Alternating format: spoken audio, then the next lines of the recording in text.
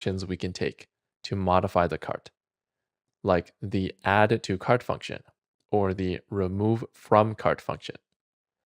So as you can see, object-oriented programming tries to represent the real world. We take a physical object, like a cart, and represent it as a digital object, like a JavaScript object. And some people feel that this makes the code more intuitive or easier to understand. Now let's try out the code in this object to make sure it actually works. We're going to scroll down to the bottom, and here we're just going to type console.log the cart and save this file. And now let's load this code into the project. To do that, we're going to open the scripts folder and open the file checkout.js. And at the top, below the imports, we're going to import our new file. So let's type import, and we're going to use a slightly different syntax. We're just going to type a string and give it the file that we want to load. So we need to load cart-oop.js. So first, we need to get out of the scripts folder using .. and then go into the data folder, data/, and load cart-oop.js. So this is another syntax we can use for imports. This just runs all the code inside this file without importing anything, which is what we need in this situation. So let's save this file and then open this page in the browser. So if you don't have this page open, you can scroll down to checkout.html and then right-click and open with Live Server.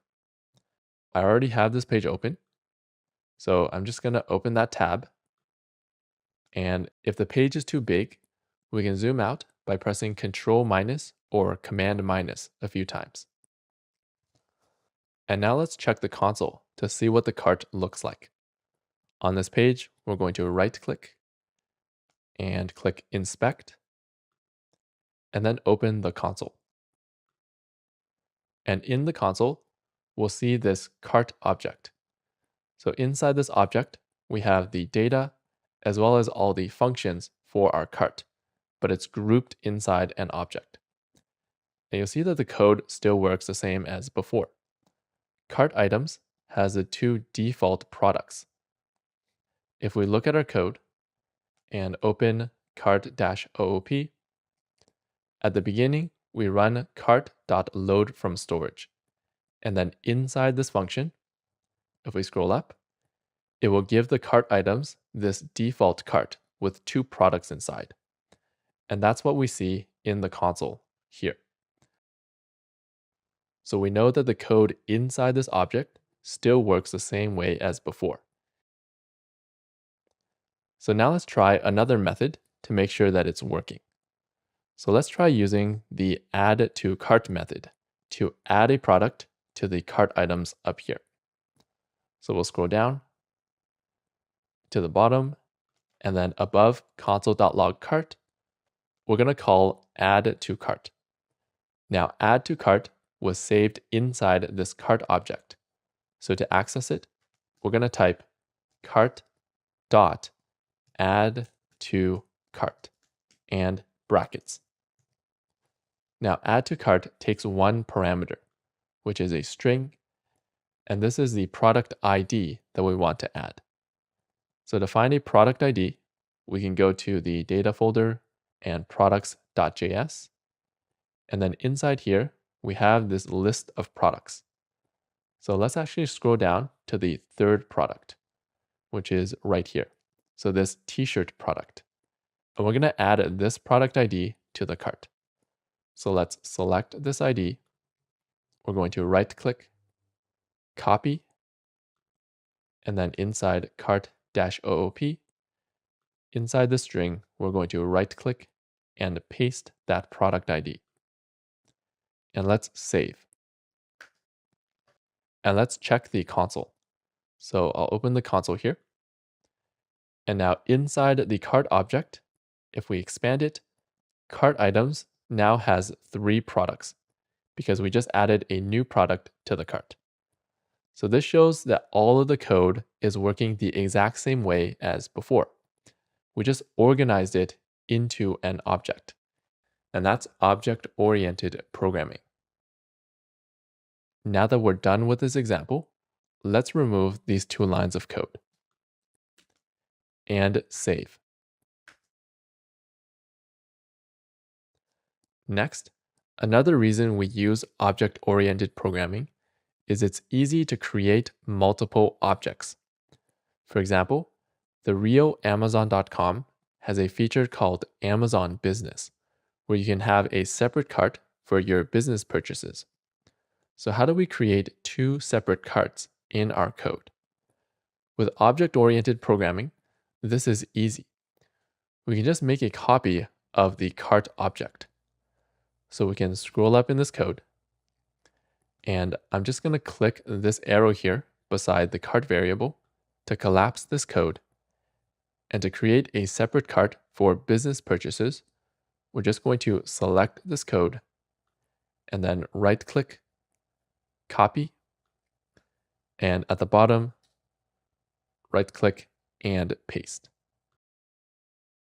And now we have 2 separate carts.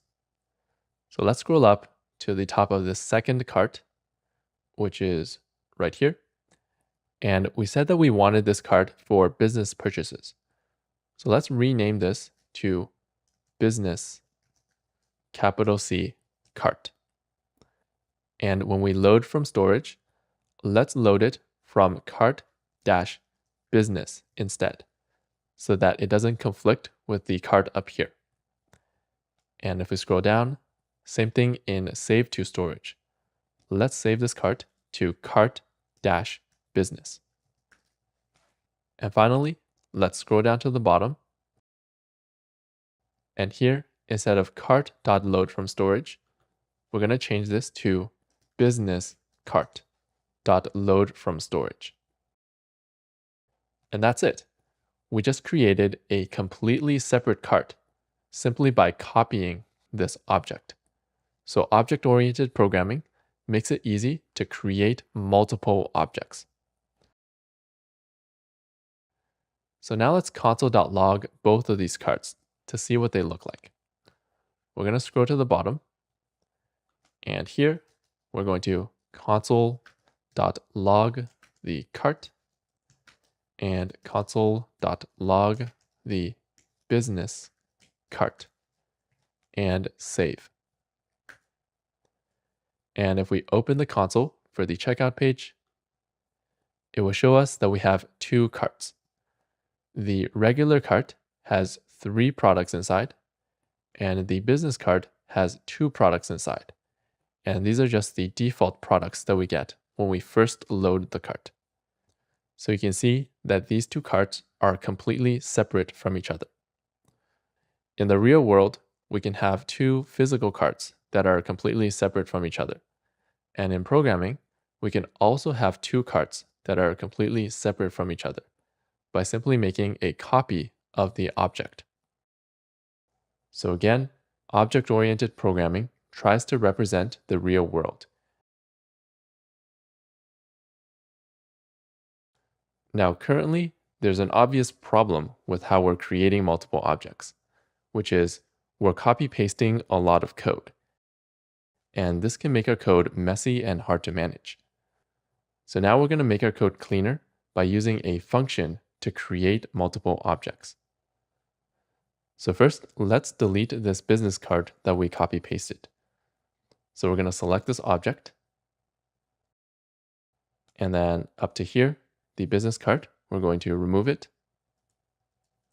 And now instead of copy-pasting this object, we're going to use a function to generate these objects. So at the top of this file, let's create a new function. And we'll name it capital C cart, brackets and curly brackets. So by the way, in object-oriented programming, a naming convention is to use Pascal case for things that create or generate objects. In Pascal case, we start every word with a capital, including the first word. So that's why we started cart with a capital C. Now inside this function, we're going to create cart objects. So let's actually move this object into the function so we can create it using the function. So we're going to select this object to here, and then we'll right click and cut, and then move it into the function by clicking in the function and then right click and paste. So now every time we run this function, it will generate a new cart object. And we don't have to copy paste this code over and over to create multiple objects. So at the bottom, I'm going to click this arrow to collapse this object for now. And at the bottom of this function, we're going to return this cart object so we can use it outside the function. Okay, now let's give this a try, and we'll use this function to generate cart objects. So first, let's create the normal cart using const cart, make it equal, and we'll run this function to generate an object. Capital C cart and brackets.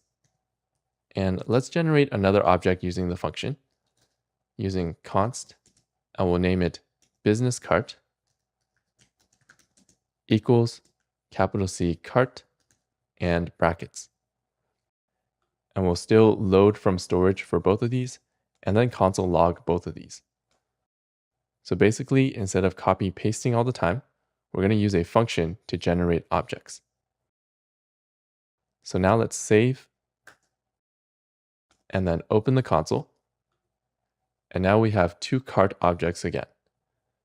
However, now both of these carts have 3 products inside. But before, the regular cart had 3 products and the business cart had 2 products. So what happened? If we go back to our code and look inside this cart object, you'll notice that we're loading from the same key in local storage, which is cart-OOP. That means every cart that we generate will be getting its data from the same place in local storage. So to fix this, we're going to replace cart-OOP with a parameter, so different carts can use a different key in local storage. So at the top, let's create a parameter called local storage key. And then instead of using the same string every time, we're going to use the parameter local storage key. And the same thing for save to storage. Instead of saving to the same key every time, we're going to replace this with the parameter local storage key. And finally, when we run this function at the bottom here, we need to give the function a local storage key. So for our regular cart, let's use the string cart-OOP. And for the business cart, we can use a different key, like the string cart-business. So now these 2 carts will load from different keys in local storage, and they can have different data. So let's save and then check the console. And now our regular cart has 3 products and our business cart has 2 products like before. So let's go back to our code. And this is a better way to create multiple objects.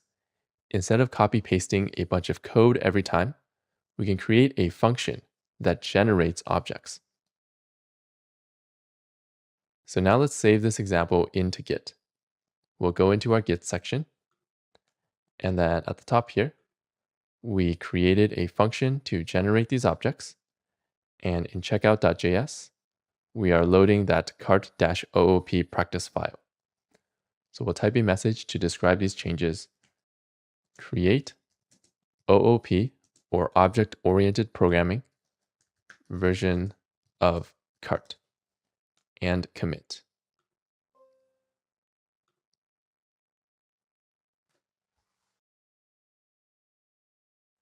Next, we're going to learn an even better way to generate objects. Object-oriented programming has a feature called a class. A class is specifically designed for generating objects. A class is basically an object generator. So currently, if we open our code and then open cart-OOP, we learn how to use a function to generate objects in object-oriented programming. So now we're going to switch this to using a class to generate these objects instead, because classes are cleaner and have more features than using a function. So first, let's create a new file for learning classes. Inside the data folder, we're going to click cart-OOP and then create a new file. And we'll name this file cart-class.js and press enter. So first, let's copy over all the code so we can compare it. We're going to open cart-OOP, click this file, and then press Ctrl A or Command A to select the code and right-click, copy, and in cart-class, we're going to right-click and paste. And we'll scroll to the top. And at the top, we're going to create our first class using the word class. And now we're going to give a name to this class. So let's name it the same as here. Capital C, cart, and then curly brackets. As a reminder, a naming convention is to use Pascal case for things that generate objects. So that's why we start this cart with a capital C. So this is a class. A class is basically an object generator. So now inside the class, we're going to put the properties and methods that we want for each object that we generate. So here we have our properties and methods. We're just going to move them into the class. So first, let's select the cart items property. We're going to right-click, cut, and then move it into the class by clicking in here and then right-click and paste. And classes use a slightly different syntax than objects. So to create a property called cart items, we're going to type the property name, and instead of a colon, we're just going to make it equal to undefined. And instead of a comma at the end, we're going to put a semicolon. So that's how we add a property to a class. And now every object that we generate will have this property, just like we did before. Next, let's move the methods into the class. So we'll delete these lines for now, and we'll move load from storage. So we'll select this method, and then right-click and cut. And inside the class, we're going to move it by right-clicking and paste. And classes use a slightly different syntax to create methods as well. So instead of having a comma at the end, we can just remove it. And every object that we generate will now have this method. So now let's move the rest of the methods into this class. We're going to scroll down and we'll move save to storage. So we'll select the method and right-click, cut, and at the bottom of the class, we're going to right-click and paste, and remove the comma at the end. Same with add to cart. We'll select this method, and then right-click, cut, and inside the bottom of the class, we're going to right-click and paste, and remove the comma at the end, as well as remove from cart. So we'll select this method, right-click, cut, and at the bottom of the class, right-click and paste, and remove the comma at the end. And finally, we'll move the last method, update delivery option, and right-click, cut. Inside this class, we're going to right-click and paste. So this method did not have a comma at the end, so this looks good. So that's how we create a class. We basically give it some properties and methods, and now when we generate objects using this class, every object that we generate will have these properties and methods. Now, one thing we need to fix here is that local storage key doesn't exist anymore. To fix this, we're going to save this in a property instead. So at the top, we're going to give a new property to every object that we generate called local storage key and make it equal to undefined to start. And then inside the methods, we're going to switch this to this dot local storage key. So this is going to point to the object that we generate, just like before. And then dot local storage key will access this property. And another place we need to fix this is inside save to storage. So instead of using a variable local storage key, we're going to use the property this dot local storage key. And that's it. So if we scroll down, we basically converted this whole function into a class. So now we can remove it.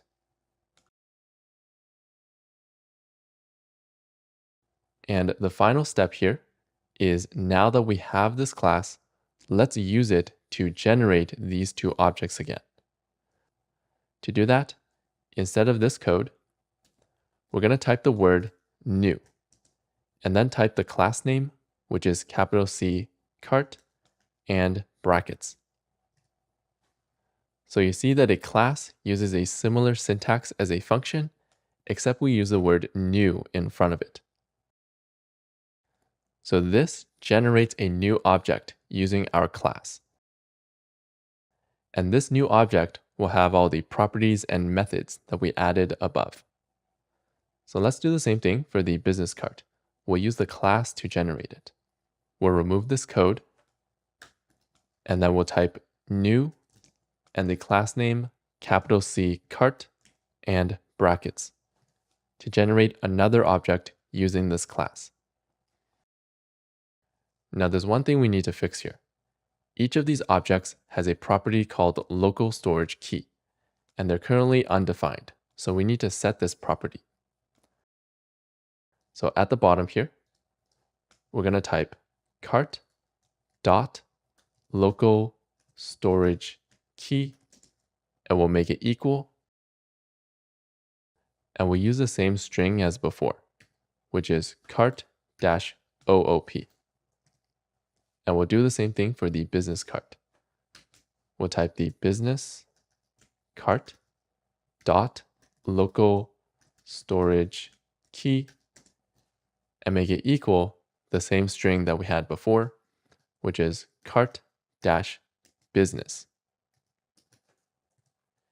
And then we'll load the cart from storage as well as the business cart from storage, and we'll console.log them. So we have the same code as before, except we converted it from a function to a class. So now let's save, and we're going to run this code. So currently, if we go into our code and open checkout.js, we're still loading cart-OOP. So we're just going to update this and load cart-class instead, and save. And we'll open cart-class again. And now if we open the console, you can see that we created two cart objects just like we did before. And the regular cart has 3 products inside, and the business cart has 2 products inside. And if we click this arrow beside prototype, we can see the methods that each of these objects has. So we're basically creating the same objects that we had before, except this time we used a class. By the way, each object that we generate from a class is called an instance of the class. We can also check if an object is an instance of a class using the code business cart and then instance of and then the class name. capital C, cart. So this will check if this object was generated from this class. So we can console.log this result, console.log, and close bracket, and save, and then check the console, and it will tell us that this is true. So business cart was generated from this class. Okay, don't worry if classes are a bit confusing at first. Just remember that object-oriented programming means organizing our code into objects, because this tries to represent the real world. And then classes are a feature that help us generate these objects. So they make it easier to create these objects. A class is basically an object generator. Now that we learned how classes work, let's talk about the benefits of classes. If we scroll up, when we generate an object, it's going to have these properties and these methods. And you'll notice that a class actually looks like the object that we generate. And this is cleaner than using a function like we had before. Another benefit of classes is that they have extra features for object-oriented programming. The first feature is called a constructor, which lets us run some setup code after creating an object. So if we scroll down in our code, you'll notice that after we create these objects, we run some setup code. A constructor lets us put this setup code inside the class.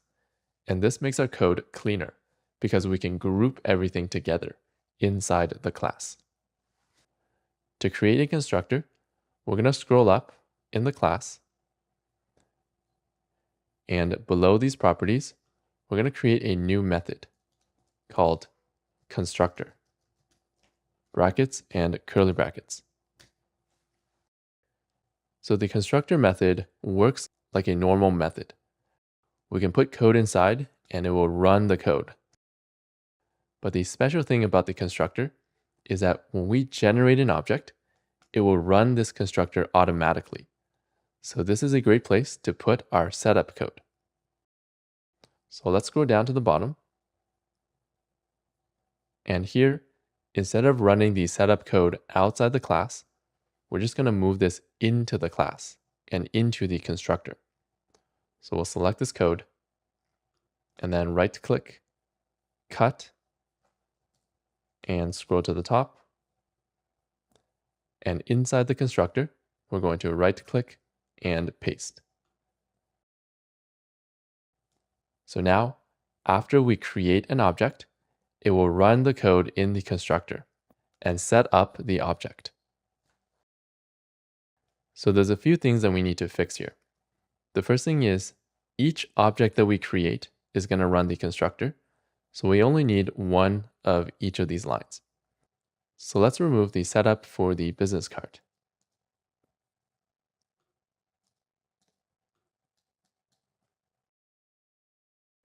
So now the setup code has two steps.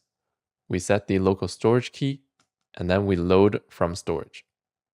The next problem is that the object that we create is not going to be called cart every time. To solve this, we can replace cart with this. And here as well, this.load from storage. So as a reminder, this points to the object that we generate. So whatever object that we generate, we're going to get its local storage key and set it, and we're going to get its load from storage method and run that method. Now the second problem here is that we don't want local storage key to be cart-OOP every time. To fix this, the constructor can also have parameters. Let's give the constructor a parameter, and we'll name it local storage key. And instead of the same string every time, we're going to use local storage key. Now the last thing is, how do we save a value into this parameter? So if we scroll down to the bottom, when we call the class, between these brackets, we can put the parameters for the constructor. So for the cart, we want the local storage key to be the string cart-OOP. And for the business cart, we want the local storage key to be the string cart-business. So the values inside here are saved in the parameters in the constructor. So cart-OOP will be saved inside local storage key, and then we use it. And then the same thing for cart-business. So now let's save this code and then open the console. And you'll see that the cart objects are correct. So after we generated each object, we also ran this setup code. So that's how the constructor works. Every time we generate an object, it will run the code inside here. So this is a great place to put setup code and make our code cleaner. So here are a few more details about the constructor. The method has to be named constructor. We can't just use any name that we want. We also should not return anything from a constructor. So lastly, a shortcut that we can use in a class is when we have a property and it's equal undefined, we can actually remove equal undefined and just use a semicolon.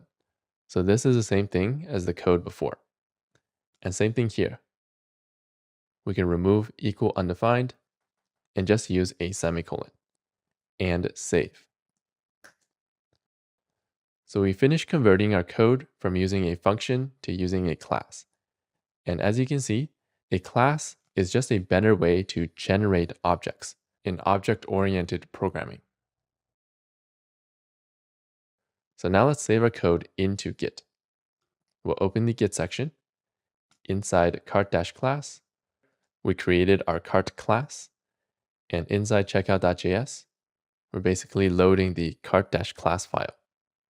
So we'll type a message to describe this change. Create class version of cart and commit.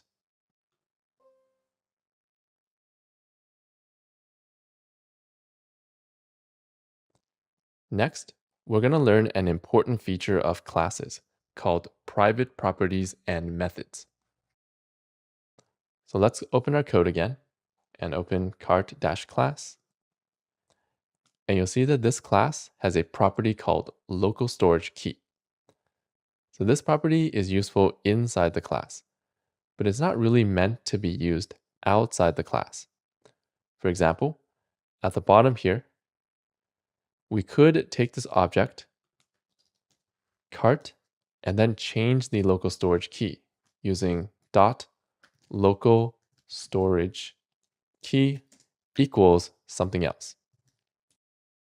Now, this is a problem because it will mess up how this object works, and it will start saving to a different local storage key. So this is a common problem in programming, where if you're working on a team, somebody might accidentally change properties that they're not supposed to. To prevent this, classes let us make a property or a method private, which means it can only be accessed inside the class.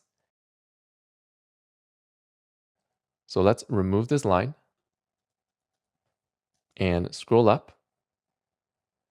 And to make local storage key private, we're just going to add a number sign in front, or a hash.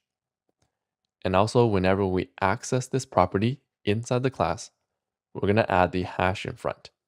So we'll type this dot hash local storage key, this dot hash local storage key, and inside save to storage, this dot hash local storage key. So this is called a private property. This means it can only be used inside this class or inside these curly brackets. It cannot be used outside the class. A property without a hash in front is called a public property, meaning it can be accessed anywhere. So now let's save and open the console.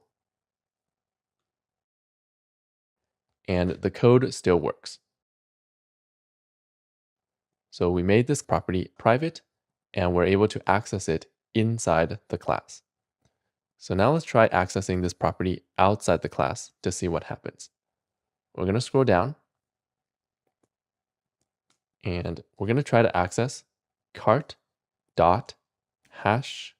local storage key and change it to something else like test and save.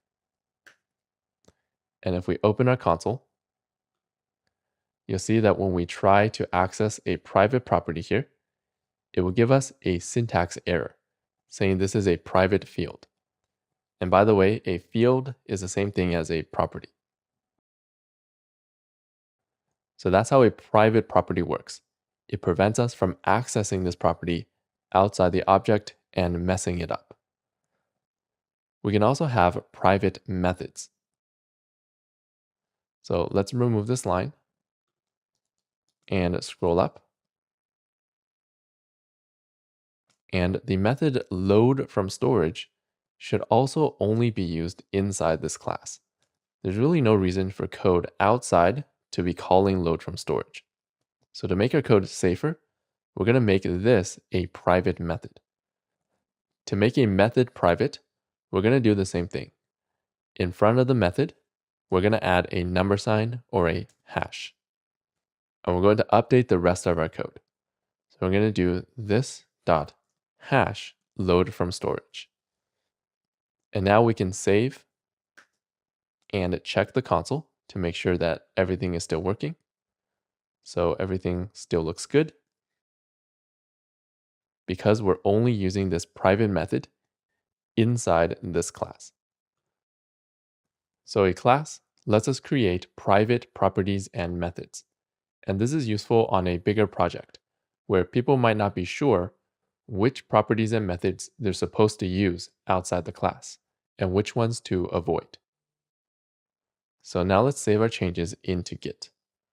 We'll go into the Git section, and inside here, we made local storage key and load from storage private.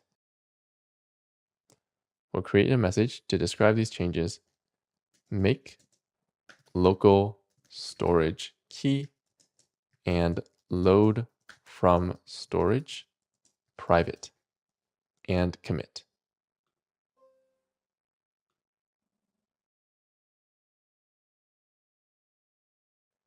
Now that we learned object-oriented programming and classes, we're going to use it in our project. So one thing we could do is to take this cart class and replace everywhere we use cart in our project.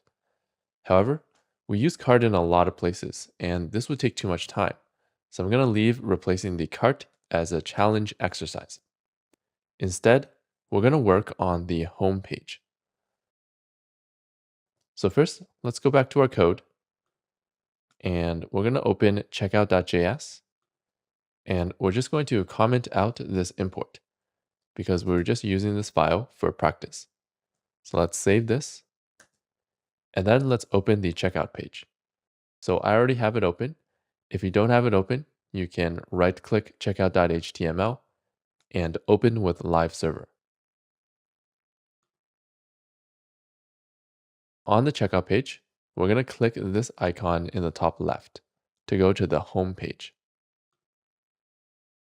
On this page, we have a list of products here. And the code for these products is, if we go back to VS Code, and on the left side, we're going to open data/products.js. So here is the code or the data for all the products on the homepage. And you'll notice that each product is an object. We're going to learn a technique called converting an object into a class. So what this means is, instead of using regular objects in this array, we're going to use a class to generate these objects. So above this array, let's create a new class using the word class, and let's call it capital P product and curly brackets. because this class is meant to generate products. So now each of our products is going to have some properties like the ID, image, and the name. So let's add these to the class. We'll add the ID property and a semicolon so that it starts off as undefined, and then an image property and a name property. And each product will also have a rating and the price cents. Rating and price cents. And you'll notice each object here also has a property called keywords. Now we're not currently using this in our project, so we're going to leave it out of the class for now. And if we need to use it later, we can always add it back in. So now we have all the properties that we want for each product. So now let's test this by generating a product using this class. So down here, let's create a variable const product1 equals, and to generate an object, we're going to use the word new, and then the class name, capital P product, and brackets. And let's console.log this to see if it worked. Console.log product1 and save. So now we're going to open the web page and then open the console. So right click and inspect and open the console. And inside here, you'll see that we created a product object using the class. So right now, all of these properties are undefined. So now let's set the values of these properties. We'll go back to our code.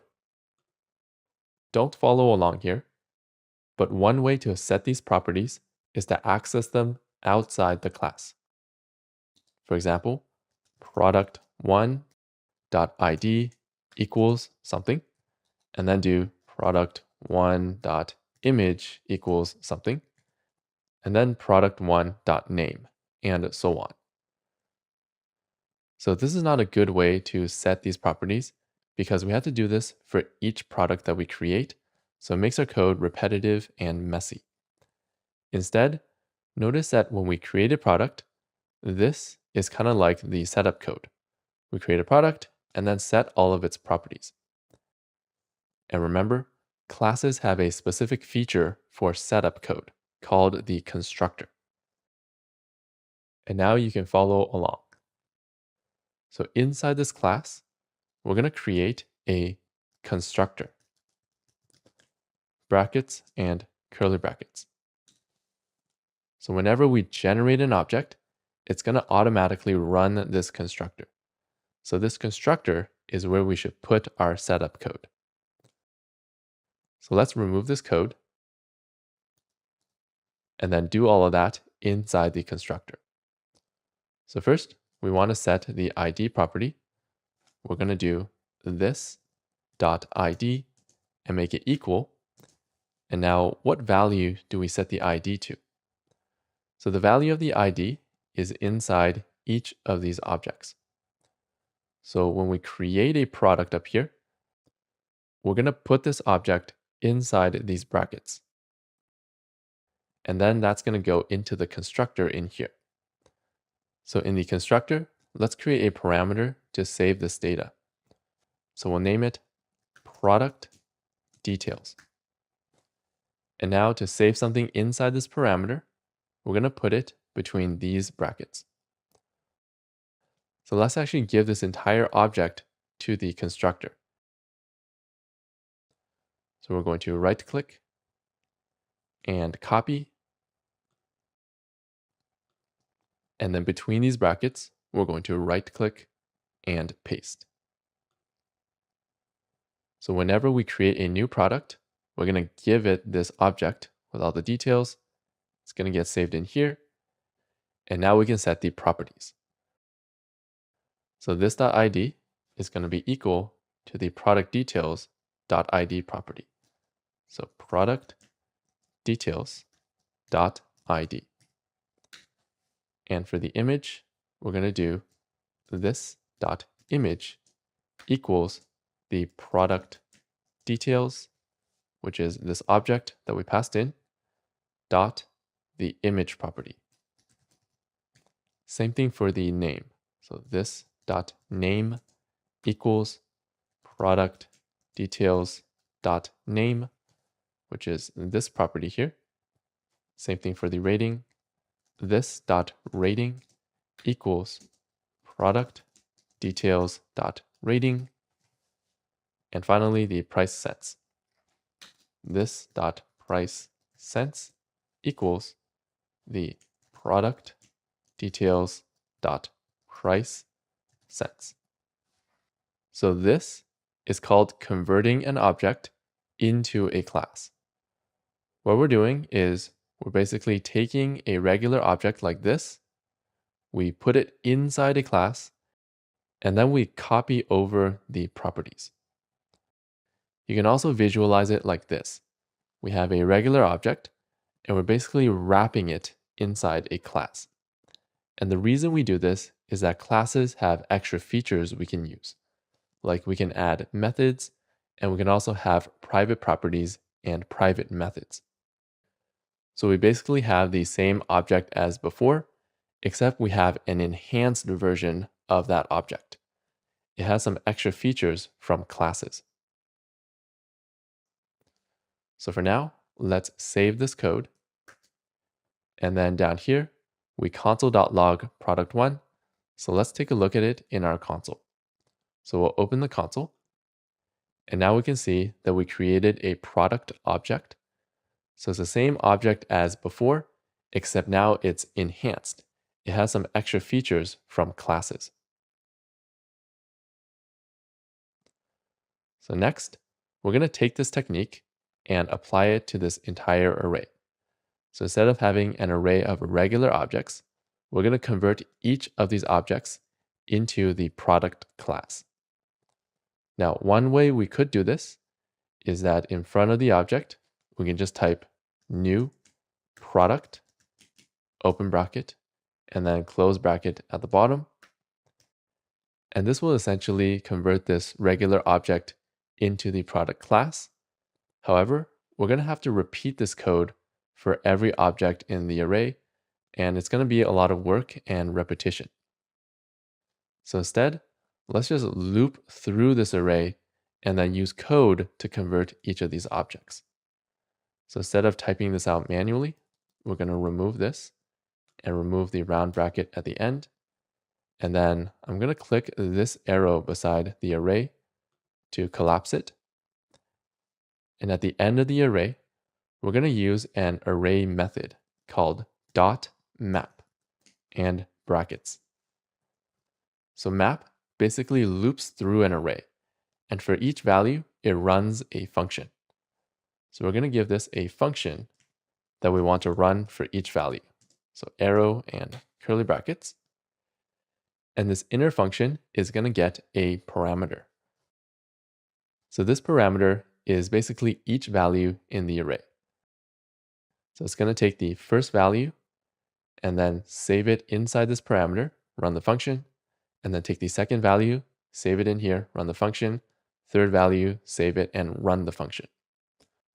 So let's name this parameter the product details, because each object in this array contains product details.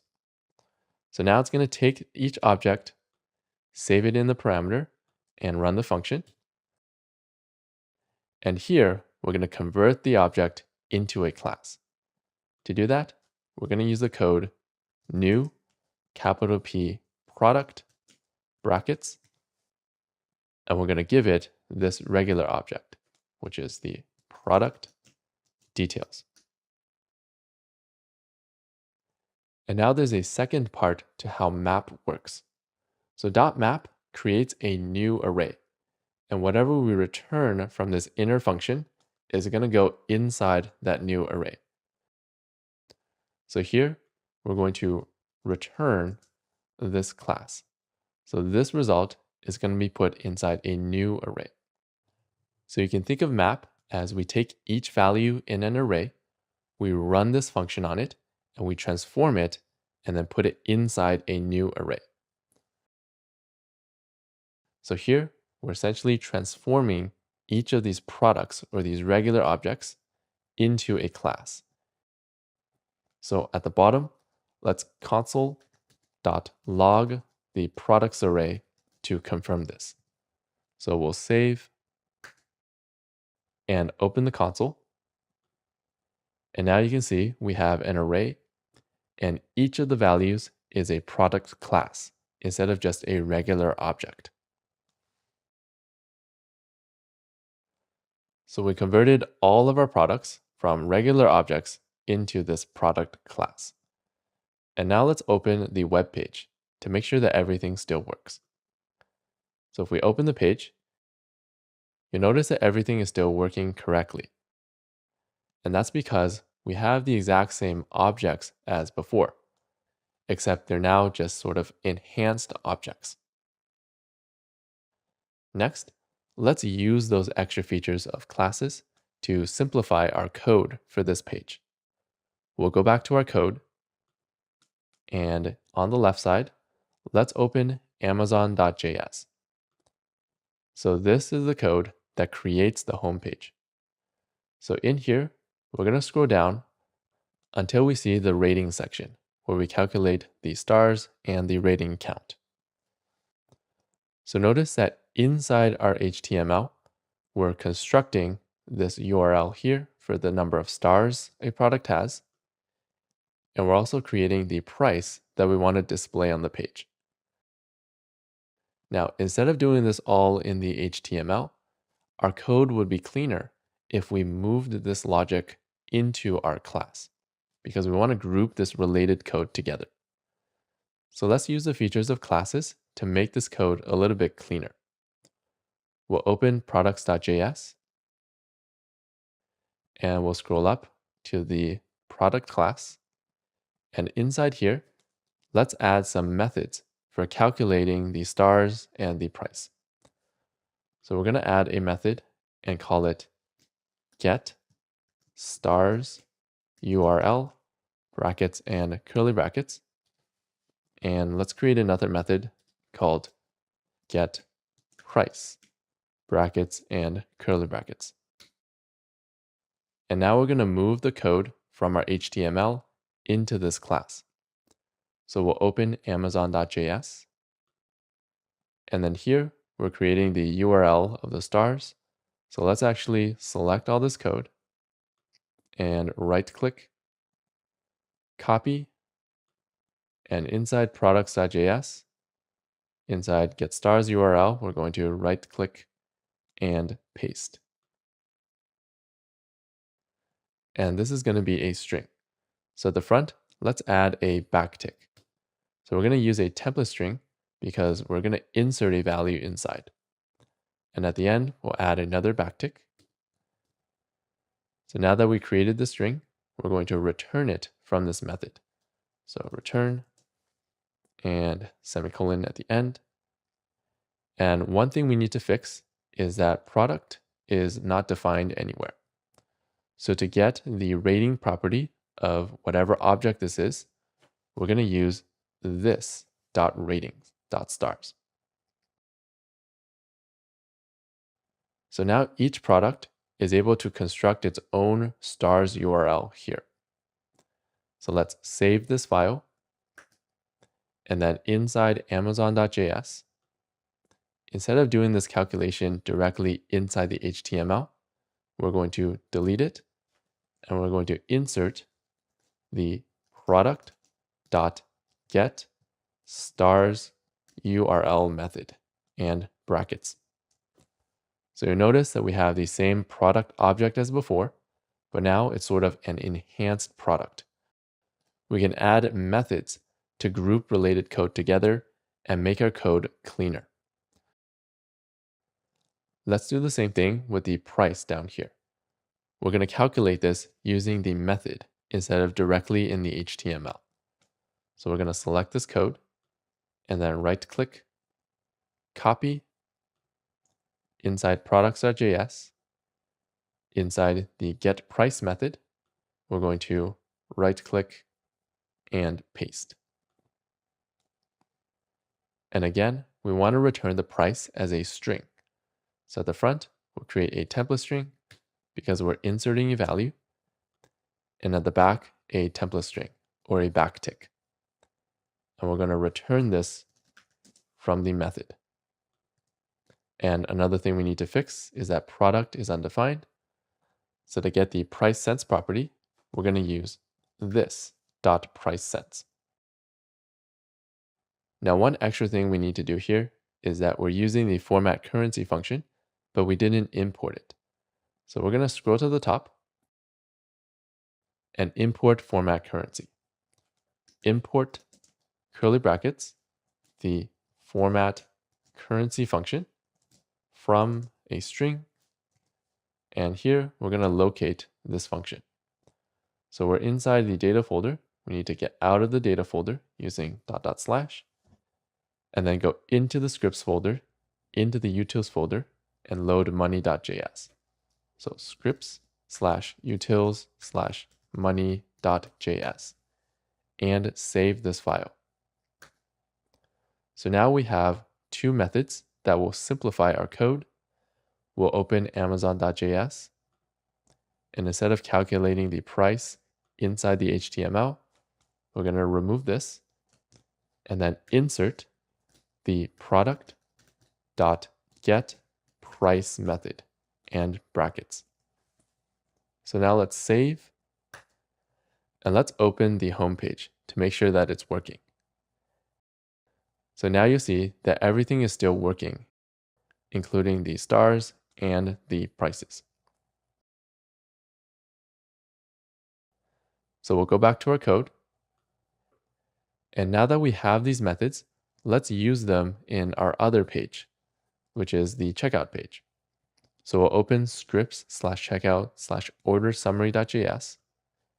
And this basically displays the products on the checkout page. If we scroll to the HTML and find the delivery date, the product image, and the product name, we're going to see that here we're also calculating the product's price directly in the HTML. So instead of doing this, let's use the method we just created. So we'll select this code and remove it and insert the matching product this time. So matching product. And remember, we converted all of our products into classes. So this is not a regular object anymore. It's more of an enhanced object. It's a product class.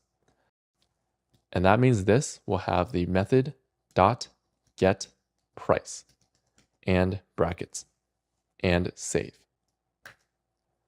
So now let's open the checkout page to see if this works.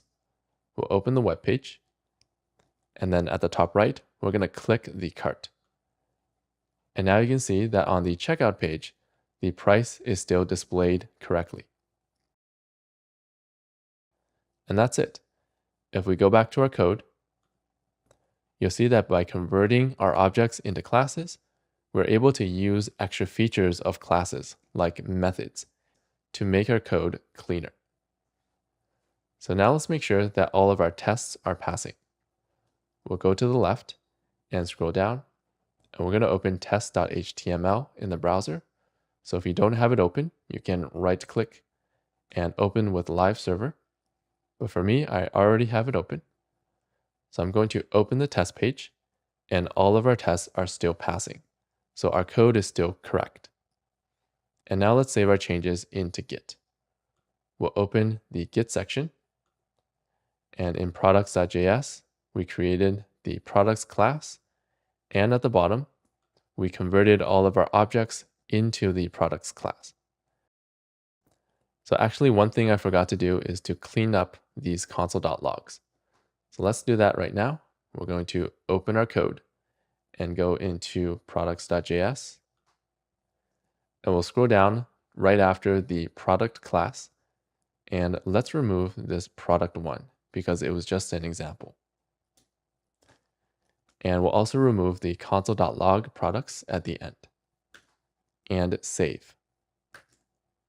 So now if we go back into Git and open products.js, we just have the code where we convert our objects into a class. In amazon.js, we use the feature of classes called methods to make our code cleaner. In checkout.js, we stop loading our cart class practice file. And in ordersummary.js, we also used a method to make our code cleaner. So now let's create a message to describe these changes. Convert products into classes and commit.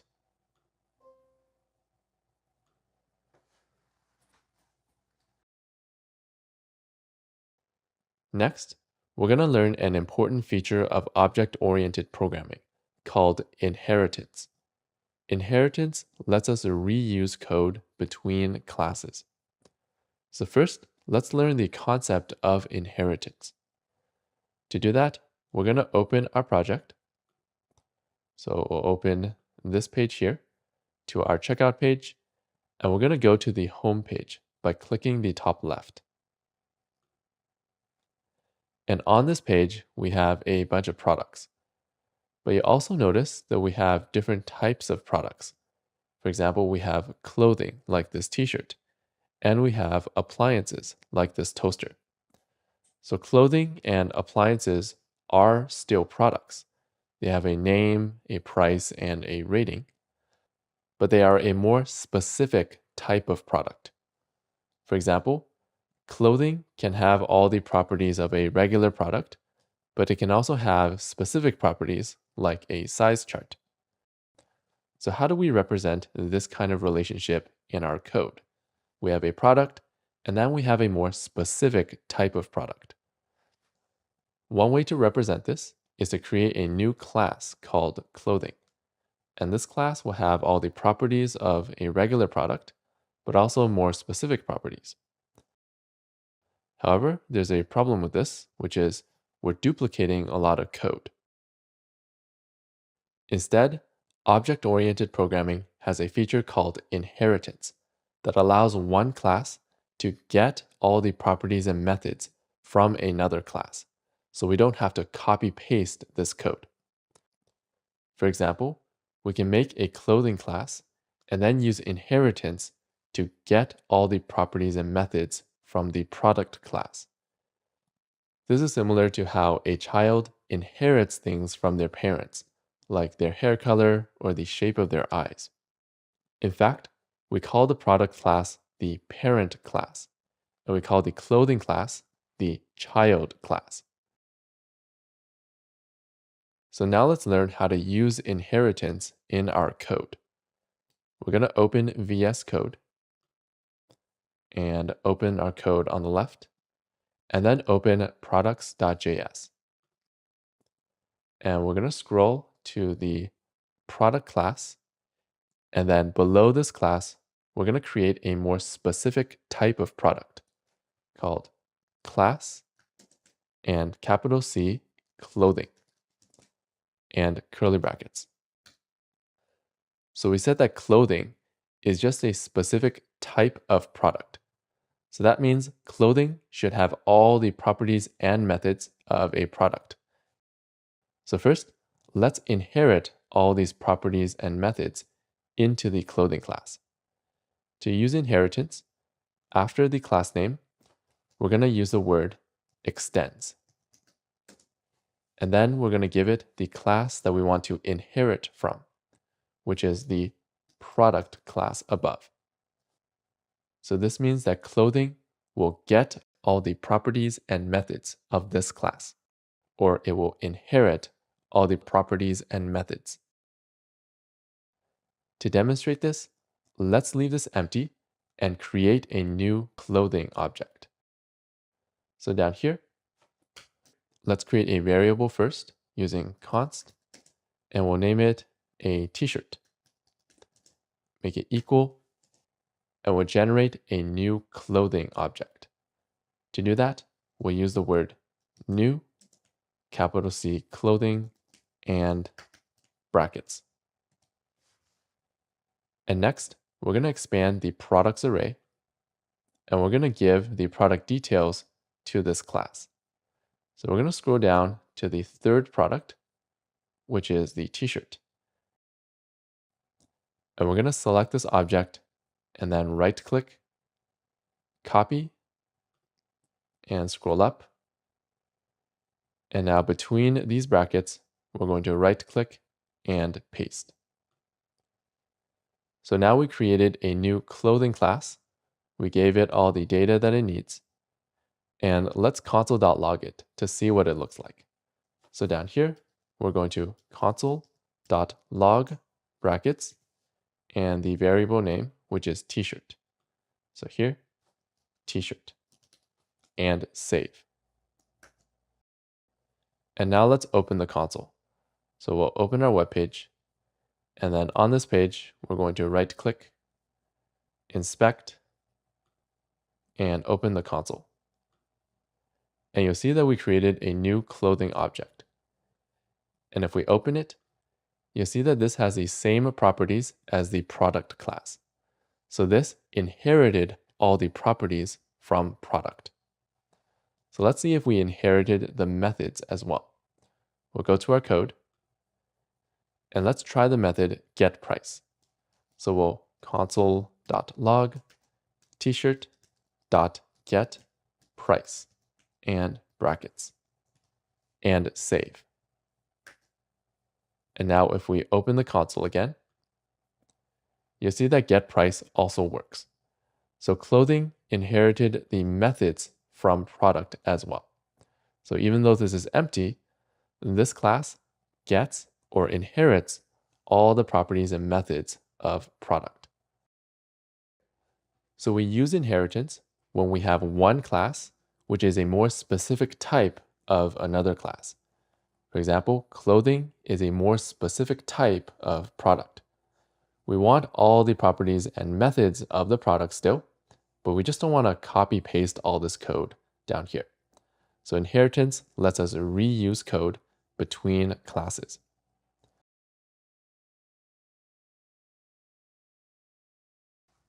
So now that we have this clothing class, we can add properties and methods that are more specific to clothing. For example, clothing can have a size chart.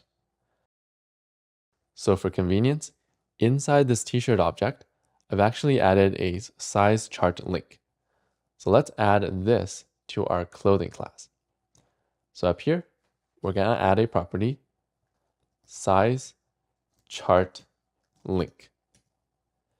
And now to set this value, we're going to use the constructor like we did before. So down here, we're going to use a constructor, brackets and curly brackets. And we're going to give this a parameter called product details. So when we create the clothing, we save this object into product details, and then we can use it to set the properties up here. So we're going to do this dot size chart link and make it equal to the product details, which is this object, and we're going to get the size chart link property. Dot size chart link. Now, one problem we have here is that clothing inherits all the properties from the product. So we also need to set the ID, the image, the name, and so on. So if we scroll down, we could do something like this.id equals productdetails.id. However, instead of doing this one by one all over again, inheritance gives us a shortcut. We can actually just use the constructor in the parent class up here. So to call the parents constructor, we're going to use a special feature of classes called super and brackets. So super basically calls the constructor of the parent class, which is the product. So this will call the constructor up here. And we also need to give this the product details. So down here, we're going to call super and give it the product details. So this will call the constructor of the parent class, which is product, and that will set the ID, the name, and the rating. So now let's save this and check our console again and open up the clothing object, and you'll see that now we have a size chart link property. So that's how inheritance works. A class can get or inherit all the properties and methods of another class and reuse that code. And this class can also have more specific properties and methods, like a size chart link. One last thing to know is that if we don't create a constructor, by default, it will run the parent's constructor. So that's why when this class was empty, the code still worked.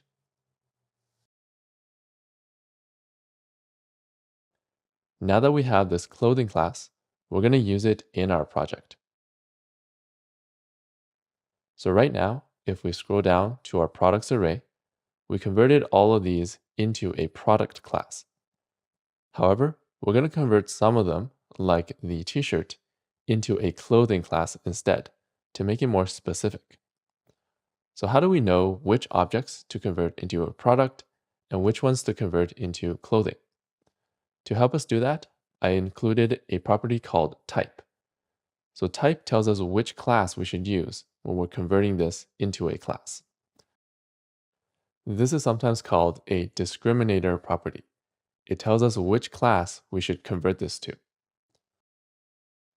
So we're going to go down to the bottom of this code. So I'm going to do a trick here where I'm going to scroll up to the products array and click this arrow to collapse it. And then at the bottom, we're going to use that type property to decide which class to use. So inside this function, we're going to use an if statement, brackets and curly brackets. And inside, we're going to check the type property, product details dot type. And we'll check if it is equal to the string clothing. If it is equal to clothing, we're going to convert this object into a clothing class instead. So let's return new capital C clothing and brackets, and we're going to give the constructor product details. So now our array will contain a mix of regular products and clothing. Next, for each of our clothing, we're going to display the size chart link on the page. But first, let's make sure that we have this image here, the clothing size chart. So if we go into our images folder, you might see the image here called clothing size chart.png, but currently I don't have this, so I need to download this first. To do that, we're going to click this link in the description,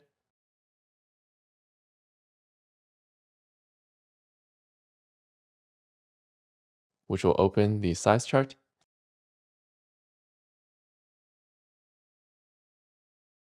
And then on this image, we're going to right click, save image as, and then find the folder that contains all our code. So for me, it's on the desktop, inside the JavaScript Amazon project, and inside the images folder. And we'll save it here. And if we go back to our code, we should have the closing size chart image inside the images folder. Now let's display the size chart on the page. So if I go to the home page, whenever we have a clothing product like this t-shirt, we're going to display a size chart underneath. Let's go back to our code and open amazon.js, which creates the home page, which is right here. And we're going to scroll down the HTML below the product price and the quantity selector here. And underneath this, if we have a clothing product, we're going to display a size chart link under the quantity selector like this. So one way we can do this is to use something like an if statement or a ternary, like this. If it's a clothing, then display some HTML. If it's not a clothing, then just display nothing. However, we're going to learn a different way to do this using inheritance. So first, we're going to create a new method on the clothing class that's going to generate the HTML that we need here. So we're going to go to our code and scroll up and open products.js. And we're going to scroll up to the clothing class. And at the bottom, we're going to create a new method, and let's call it extra info HTML, brackets and curly brackets. So this method will generate some HTML that contains some extra information about this product, like the size chart. So here, we're going to return some HTML, and we'll use a template string because we're going to insert some values inside. And inside here, let's create some HTML for a link. To create a link, we're going to use the code less than a greater than less than slash a greater than. So this HTML element creates a link. When we click this link, it will open another page. Inside this link, let's put the text size chart. So this is what's going to show up on the page. And link elements have two attributes. The first attribute is called href equals double quotes. So this tells the computer which page this should open when we click this link. Inside here, we're going to insert the size chart link. So we're going to insert this dot size chart link. So when we click this, it will open a page containing the size chart image. We'll scroll back up. And link elements can have another attribute called target equals double quotes. And we're going to give it a value of underscore blank. And I'll add some new lines here to make it a little easier to read. So target equals blank tells the link to open in a new tab. So now let's save this file, and we'll go back to the home page. So I'll scroll down here to amazon.js, and below the quantity selector, let's insert, and we'll call the method that we just created, which is the product.extra info HTML and brackets. So this will insert some HTML containing extra information about the product, like the size chart. Now, before we run this code, there's one thing that we need to fix. Currently, only the clothing class has this method.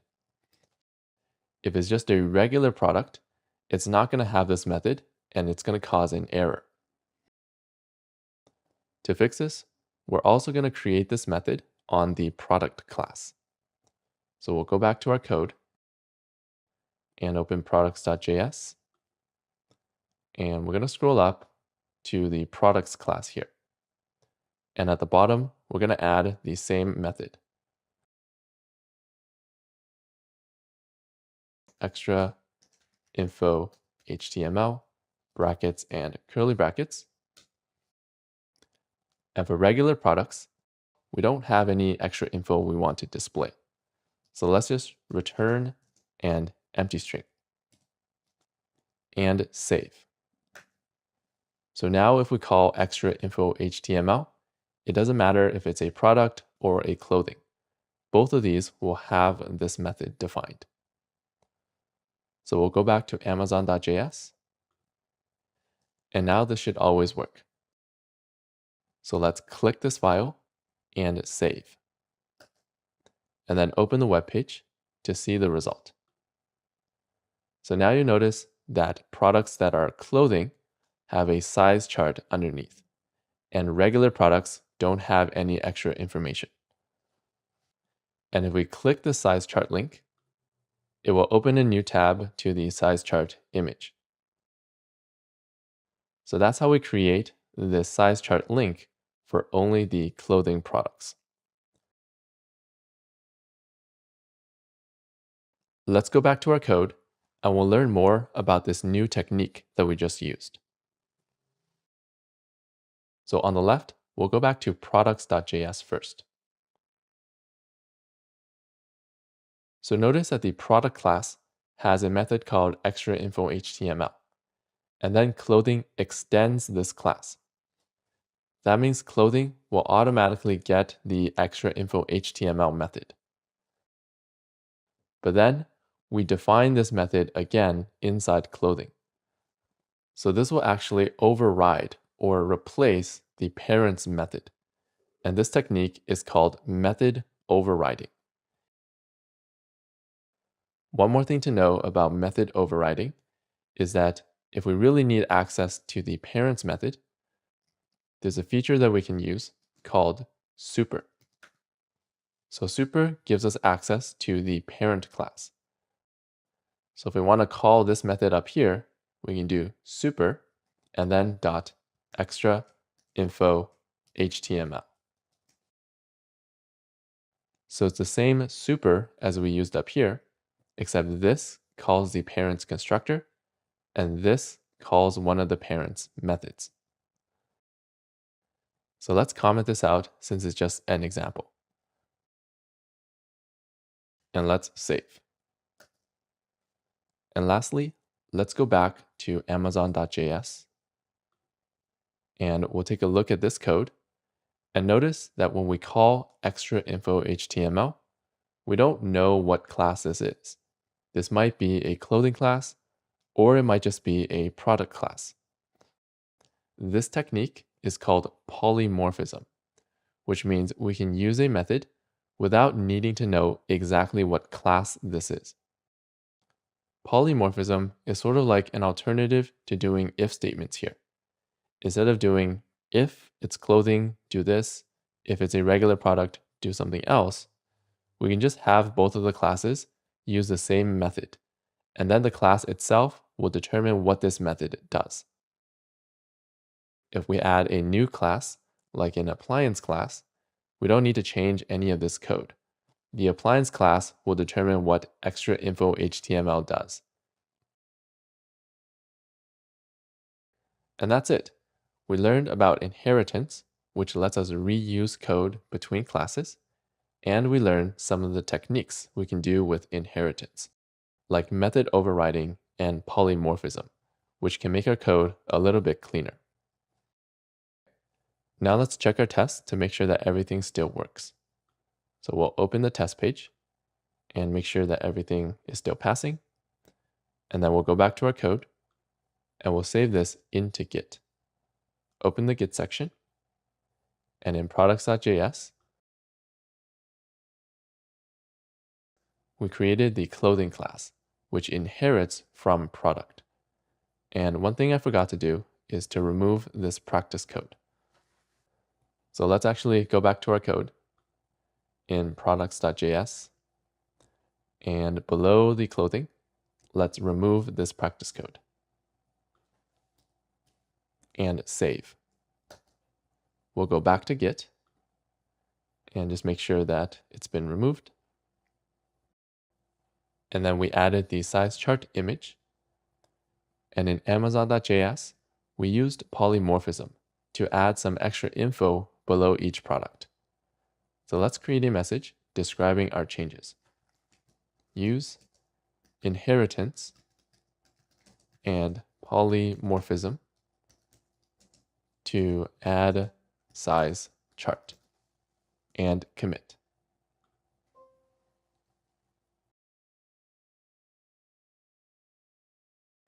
In the rest of this lesson, we're going to learn more details about classes. The first detail is how to test classes. So testing classes is the same as writing normal tests. So we generate an object using a class, and then we test if its properties and methods are correct. I'll leave writing tests as an exercise at the end of this lesson. The second detail we're going to learn is built-in classes. These are classes that are provided by the language. So let's go back to our code and open products.js again. And we're going to practice using a built-in class. An example of a built-in class is date. This class generates an object that represents the current date. Below the classes that we created, we're going to create some new lines, and we're going to practice using the built-in date class. First, we'll generate a new date object using the code new, and then the class capital D, date, and brackets. And now let's save this object in a variable. So at the front, we'll use const, and we'll call it date, and make it equal to this object that we just generated. And below this, let's console.log the date to see what it looks like. So we'll save and then open the page, and we'll go back to our project here, and we're going to check the console. So right click, inspect, and the console. And we can see that the date object represents the current date and time. So this is the current date and time that I'm recording this video. So this date object has properties and methods that we can use that are related to the date. For example, we'll go back to our code, and every date object has a method called toLocaleTimeString. This basically gives us the current time. So let's try it out. We'll create a new line and type the code date dot toLocaleTimeString and brackets. So make sure that this is in camel case. To is lowercase, and every other word starts with an uppercase. And we'll console.log this to see what it looks like. Console.log and brackets. So let's save this file and open the console. And that method gave us the time. So for you, you should see your current time here. So that's the built-in date class. It lets us create objects that represent the current date and time. An interesting thing to know is that we used the external library Day.js earlier in the project. Day.js uses this date class behind the scenes. However, Day.js gives us a lot of extra features, so we usually use Day.js instead of using the date class directly. So now let's comment out this code because it was just an example. So at the top, we'll type /* and below it, */. The last thing we're going to learn is more details about this. As a reminder, inside an object, we can use the value this, and this will point to the outer object. So this feature lets an object access its own properties. Now in JavaScript, this can actually be used anywhere in our code. For example, we're going to create some new lines. And here, we can just directly console.log this. So here we're using this, but we're using it outside of any object. In this situation, there's no object for this to point to. So this will be undefined, which actually makes sense. If we save and we check our console, this will equal undefined. Now, originally, this actually equaled the window object. However, this behavior caused confusion. So when they released JavaScript modules, inside a module, this is now undefined, which makes more sense. let's go back to our code. And another place we can use this is when we're creating an object. So let's go down here, and we're going to create a new object using const. We'll call it object2 and make it equal to curly brackets. And we're going to give this object a property. Let's just call it a colon, give it a value of 2, comma, and add another property, b colon, and we'll set the value of this property to this dot a. Now you might think that because we're inside this object, this will point to object2. However, at this point in the code, object2 has not been created yet. So this doesn't have anything to point to, and this will be undefined. If we save and then open the console, it will give us an error because this is undefined. Let's go back to our code.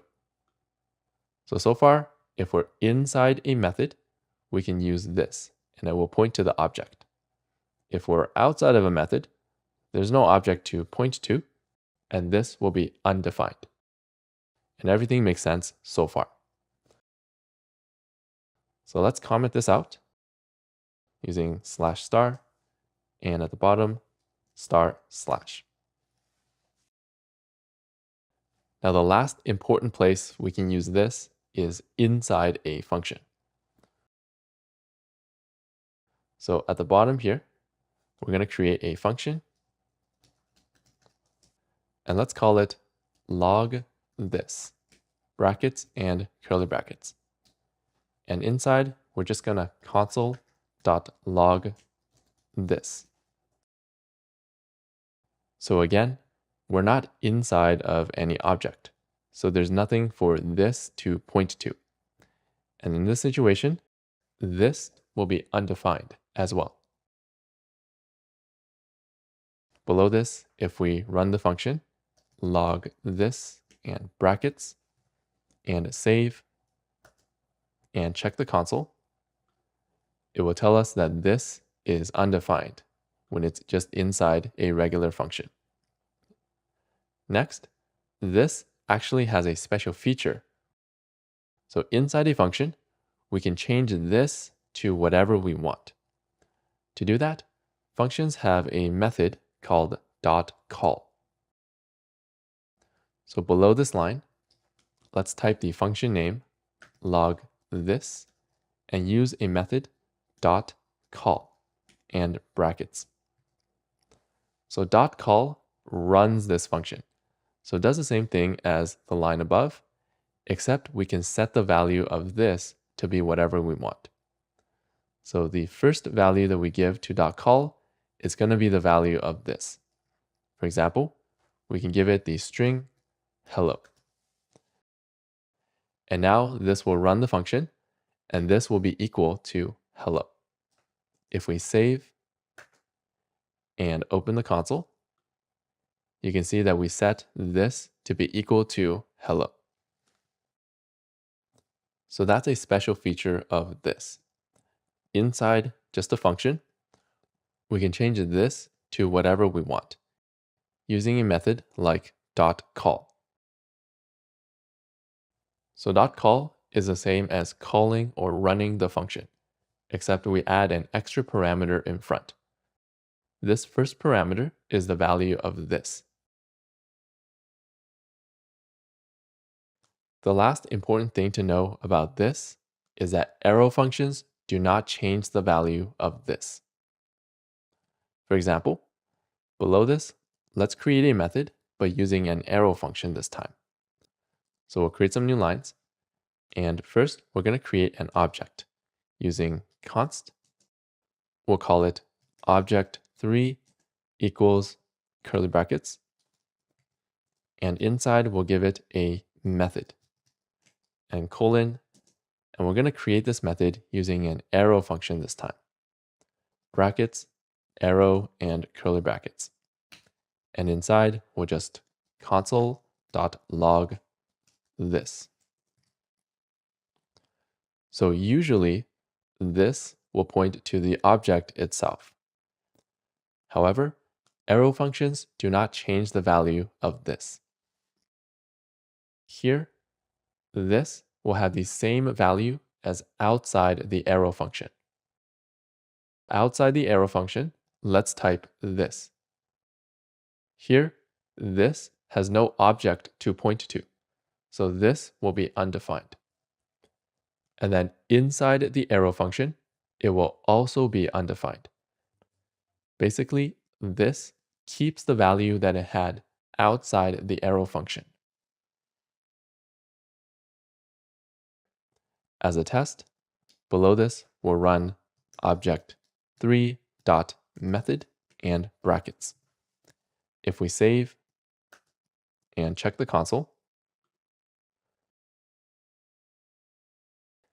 it will show us that inside here, this is also undefined. So in an arrow function, this will be whatever the value is outside the arrow function. Now you might be wondering, why are arrow functions designed this way? So JavaScript had a common problem in the past. When we are inside a method, this points to the object. But if we try to do a for each loop, inside the for each loop, this does not point to the object anymore. It points to undefined. And that's because we created a whole new function here. And remember, inside a regular function, this becomes undefined. So this caused problems because we no longer had access to the outer object up here. So that's why we created arrow functions. If we replace this with an arrow function, this would be equal to whatever it is outside the arrow function. Arrow functions do not change the value of this. So outside for each, this points to the object, and inside for each, this also points to the object. So that's why arrow functions are designed this way, to avoid accidentally overriding this. So let's summarize what we learned about this. Inside a method, this points to the outer object.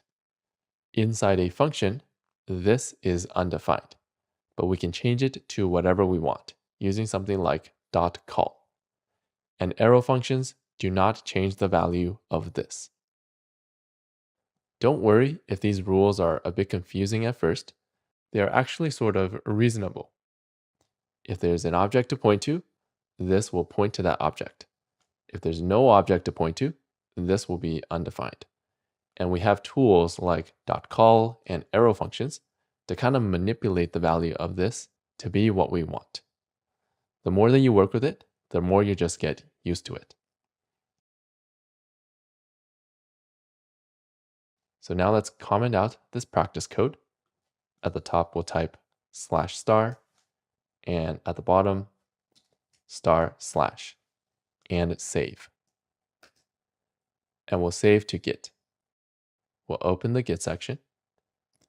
Inside products.js, we added some practice code to learn more details about classes and this. Let's type a message describing our changes. Learn more details about classes and this, and commit.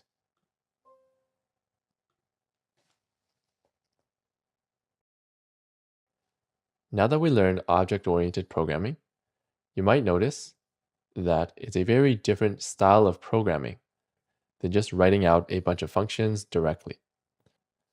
So you might be wondering, which style of programming should we use? Object-oriented programming or procedural programming, which is the step-by-step style that we used in the earlier lessons?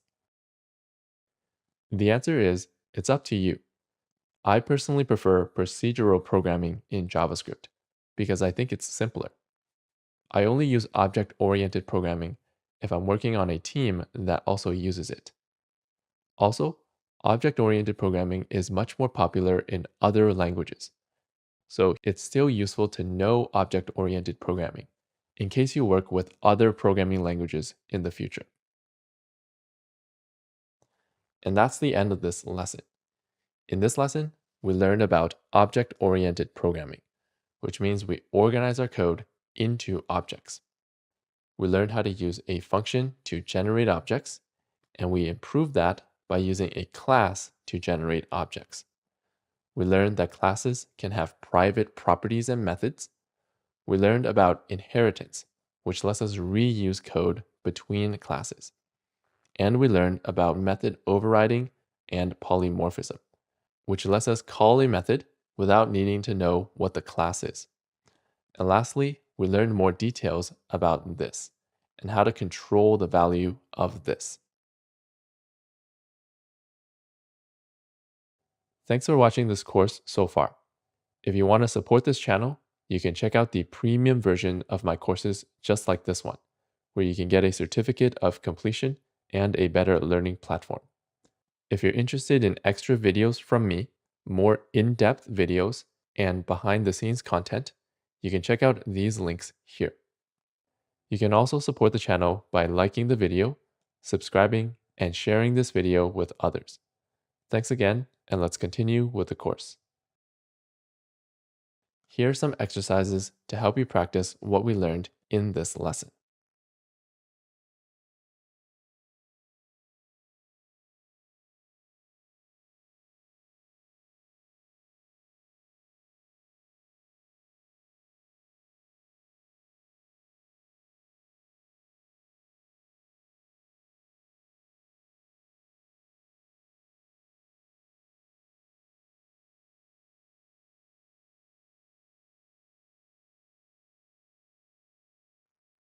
In this lesson, we're going to learn about backend, and this will prepare you for the next step after finishing this course.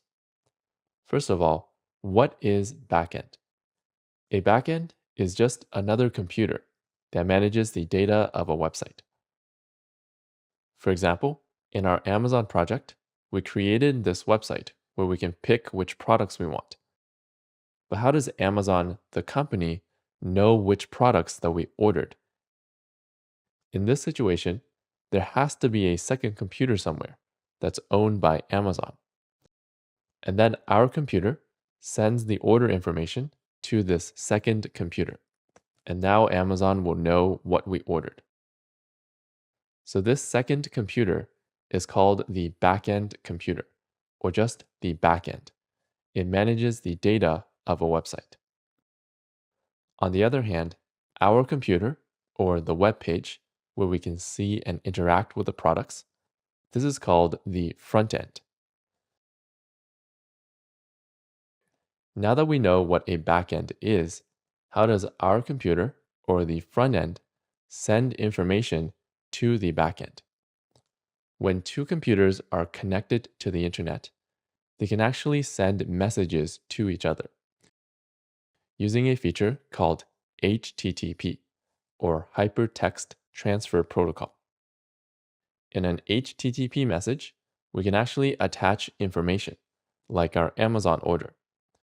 When Amazon's backend receives this HTTP message, now Amazon will know what we ordered. Now that we know what HTTP is, let's send our first HTTP message using JavaScript. So we'll go to our code, and on the left, we're going to create a new file just for practicing backend. So we'll scroll up to the data folder, and we'll click inside this folder, and then create a new file. And let's name this file backend-practice.js and press enter. And now to send an HTTP message, we're going to use a class called XML HTTP request. So this is a built-in class, meaning it's provided by JavaScript. First, we'll generate an object using this class, using the code new and the class name XML, all capital HTTP, capital R request, and brackets. So this creates a new HTTP message that we want to send to the backend. A message is also known as a request. So now let's save this request in a variable. At the front, we'll create a variable with const and name it xhr equals this request. Next, we need to set up this request. So we'll create a new line, and to set it up, we'll do xhr dot open and brackets. And to set up this request, we're going to give open two parameters. The first parameter is what type of HTTP message to send. So one type of message we can send is the string get. Get means we want to get some information from the backend. There are several common types of requests that we can give to the backend, but we're going to start by learning get. Next, we're going to give open a second parameter. And this parameter tells the computer where to send this HTTP message. So using HTTP, we can send a message to any computer that's connected to the internet. Now, to locate another computer on the internet, we need to use a URL. URL stands for Uniform Resource Locator, and it's kind of like an address, but for the internet. A URL helps us locate another computer on the internet. So URLs look like this. This is the URL for Amazon, YouTube, and my website. The HTTPS in front means we're using HTTP to communicate with this computer. The S after the HTTP means we're using a secure version of HTTP. The second part of a URL is called a domain name. This is like an address. It points to another computer on the internet. So Amazon.com points to one of Amazon's backend computers. YouTube.com points to one of YouTube's backend computers. And supersimple.dev points to one of my backend computers. If you want to learn more about domain names and how the internet works, you can check out my video on how to put a website on the internet. Now, for this lesson, I actually set up a backend computer that we can practice with. So my backend is located at the URL https supersimplebackend.dev. So in the second parameter of open, we're going to give it a string. And we're going to give it the URL of the backend that we want to send the message to. So the URL for my backend is https://supersimplebackend.dev. So that's how we set up an HTTP message. We give it the type of message we want to send, and also the URL, which is where to send this message to. The last step is to just send this message. So we'll create a new line, and we'll type xhr.send, brackets, and save. So this creates a new HTTP message, sets it up, and then sends this message across the internet to my backend computer, located at supersimplebackend.dev. So now let's actually run this code and see the result. We're going to go to the left, and we're going to open checkout.js. And in here, just like we did before, we're going to load that practice file that we just created. So we'll create a new line, and we're going to import a file or a string, and we'll locate that practice file. So first we need to go to the data folder using /data/ and load backend-practice.js and save. So we'll go back to the practice file. And now when we open the website, it will run this code and send the HTTP message. To see that, let's open the website. So we'll scroll down. And if you don't have the website open, you can open it again by right-clicking checkout.html and then open with Live Server. I already have the website open, so I'm going to open it. And then I'm going to go to the checkout page. And now we're going to look at the console. So we'll right-click and inspect. And this time, instead of going to the console tab, we're going to go to a new tab called the Network tab. If you don't see this tab, you can make this window wider, or you might find it under these arrows. So we'll open the Network tab.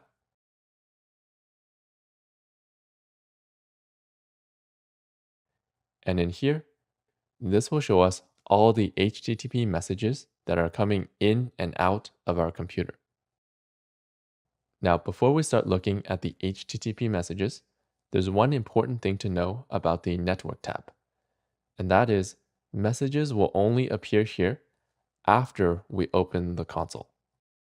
If we send some messages and then we open the console, it's not going to show up here. So to make sure our HTTP messages are recorded here, we need to open the Network tab first, and then we're going to refresh the page to resend those messages. And now if we open the Network tab, we should be able to see the HTTP messages at the bottom. Okay, so inside this list, we should be able to see that we sent a message to supersimplebackend.dev.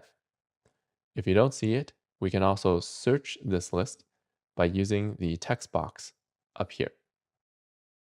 So in here, we can type part of the URL that we sent the message to. For example, super simple. And the message that we sent should appear here. So now we can click this message to get more details about it. On the right side, we have several tabs here. The Headers tab gives us details about our message or about our request. So it tells us which type of request that we sent, which is GET, and the URL that we sent it to, which is supersimplebackend.dev. This sends the request across the internet to my backend. And then when my backend receives this message or this request, it will send back a message, which is called a response. To see the response from my backend, we can open the Response tab. And you can see that my backend responded with, "Hello, this is SuperSimpleDev's backend," and a documentation page that we can check out. So we have successfully sent an HTTP message or a request to my backend, and we got back a response. Another useful tab here is the Preview tab. It basically takes a response and displays it in an easy-to-read format. So now let's learn some terminology. When we send a message to the backend, this message is called a request. We are requesting something from the backend. When the backend receives our request, it will send an HTTP message back to us. And this message is called the response. So each request that we make will get one response from the backend. And this is called a request-response cycle. It's always one request, one response. Next, currently we're viewing the response in the Network tab, but we can actually get this response in our code and then do something with this response. So let's go back to our code.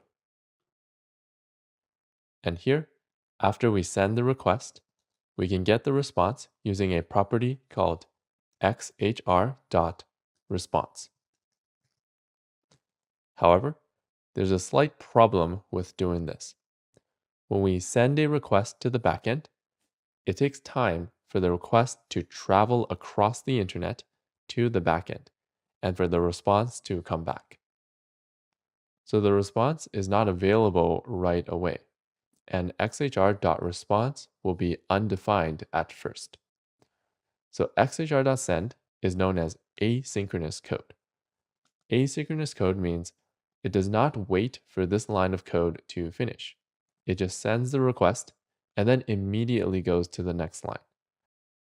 The response might come back later in the future, but we don't have access to it here. So in this situation, in order to get this response, we need to wait for the response to come back first, and then we can access .response. In order to wait for the response to come back, at the top, after we create the XHR, we're going to use this code, xhr dot add capital E event, capital L listener, and brackets. So this method listens or waits for an event, and then it can run a function. So this method takes two parameters. The first parameter is the event that we want to listen for or to wait for. In this case, we want to wait for the response to come back, so we're going to give it the string load. Load means the response has loaded. The second parameter is a function that we want to run after this event happens. So in this case, after the response has loaded, we're going to run a function, brackets, arrow, and curly brackets. So because this function runs after the response loaded, inside here, we can access xhr.response. And this will not be undefined. It will contain the response that we saw earlier in the network tab. So let's console.log this to see what it looks like. Console.log and brackets. And we'll remove this line at the end. And save. So now let's go back and check the console for the response. So we'll open the console and then open the console tab. And here you can see that we have the response in our code and we console.logged it. So this response is a string. And now we can save this in a variable or do whatever we want with it in our code. Now, one thing you might be wondering is, why do we put the event listener up here at the top? So first, we need to set up the event listener and then trigger the event or send the request. This is the same as setting up an event listener for clicking a button. We need to set up the event listener first, and then we click the button after. So that's how we send a request to the backend, wait for the response, and then save the response in our code. Next, we can send different messages or different requests to the backend using URL paths. A URL path is the part that comes after the domain name. For example, in this URL, the URL path is /hello. In this URL, the URL path is /products/first. In this URL, if there is no URL path, the URL path is /. We can send a request to these URL paths, and each URL path will give us a different response. So let's try sending requests to different URL paths and see what different responses that we get. So for this example, let's send the request to supersimplebackend.dev and then the URL path /hello and save. And now let's open our console to see the response. And here you can see that this URL path gave us a different response than last time. Let's go back and try another URL path to see what it looks like. So we'll delete this and then send the request to /products/first and save. and we'll open the console to view the response. And here, this URL path gave us a JSON, and this contains the details of the first product in our Amazon project. So we can send requests to different URL paths, and we will get different responses from the backend. Next, a backend only supports a certain set of URL paths. For example, when I created my backend, supersimplebackend.dev, I had to decide which URL paths are supported and how my backend would respond to each URL path. If we send a request to a URL path that is not supported, the backend will respond with an error. Let's go back to our code, and we'll try a URL path that is not supported. So let's remove this at the end, and we'll try sending the request to not-supported, and save. And now if we look at our console, you'll see that the backend responded with an error message saying this URL path is not supported. The browser will also console.log this red error message. This red message is displayed automatically when there's an error. So this message tells us the type of request that we sent, which is GET, and the URL that we sent it to, and also this number, which is called the status code. Whenever we get a response from the backend also gives us a status code, which tells us if a request succeeded or failed. A status code that starts with 4 or 5 means the response failed. Starting with 4 means it was our problem. We sent the request to a URL path that was not supported. Starting with 5 means it was the backend's problem. For example, the backend crashed. A status code starting with a 2 means the response was successful. So we can also see the status code in the Network tab. So we can search for our request, and then when we click the request, in the Headers tab, it will show us the status code in this row. So this tells us if our request succeeded or failed. So now you might be wondering, how do we know which URL paths are supported and which are not? So there's actually no way to figure out all the URL paths that are supported, and this is for security reasons. However, some backends do provide a documentation page that lists the URL paths that are supported and also what kind of response that they give. For my backend, I created a documentation page, and we're going to take a look at that.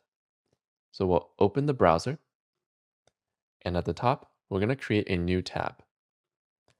And to see the documentation for my backend, we're going to go to supersimplebackend.dev/documentation and press enter. So this is the documentation page for my backend. It gives us a list of which URL paths that are supported and what each URL path does. So when we make a request to /, it will give us this message, which we saw earlier. If we make a request to /hello, it will give us this message, which we also saw earlier.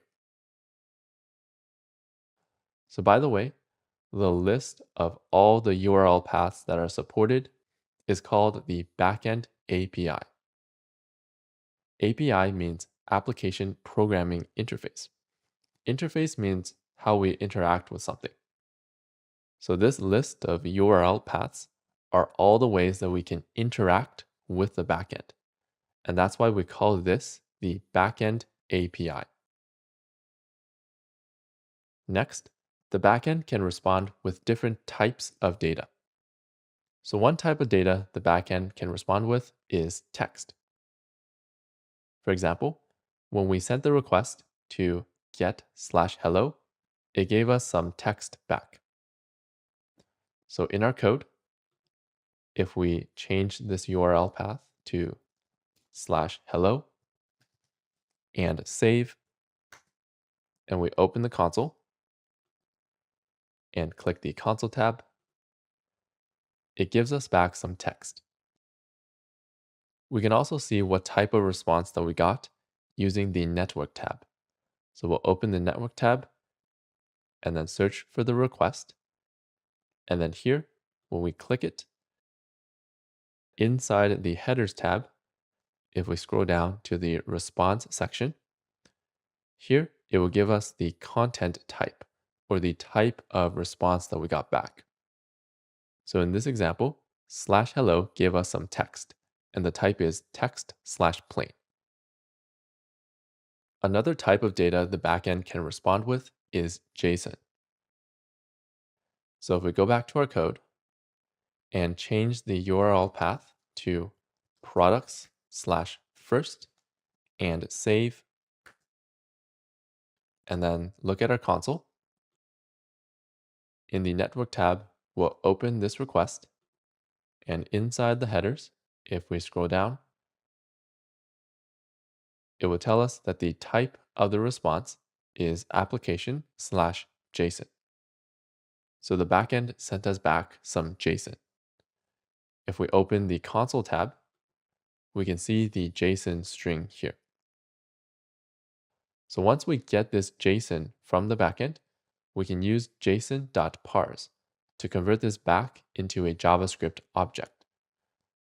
Basically, this allows us to send JavaScript objects across the internet to the backend. Another type of data the backend can respond with is HTML. We'll go back to our code and we'll change the URL path to documentation. So this was the documentation page that we saw earlier. If we save and then open the console, you'll see that the backend responded with a bunch of HTML. If we look at the network tab and search for the request and open the request here, and in the headers tab, we scroll down to the content type, it will tell us that the type of the response was text/HTML. Finally, another type of data the backend can respond with is an image. For example, we'll go back to our code and change the URL path to images/apple.jpg and save. And we'll open the console. And in the network tab, we can open this request. And in the headers tab, we can scroll down and it will tell us that the type of response was an image/JPEG. As you can see, the backend can respond with different types of data, not just text. Okay, so we got this image back from the backend, but what does this look like in the console? We'll open the console, and we'll see that we just get a bunch of random characters here. And that's because the console is trying to display the image as text, but the image is not really text. This is the image's raw data, so that's why it shows all these random characters here.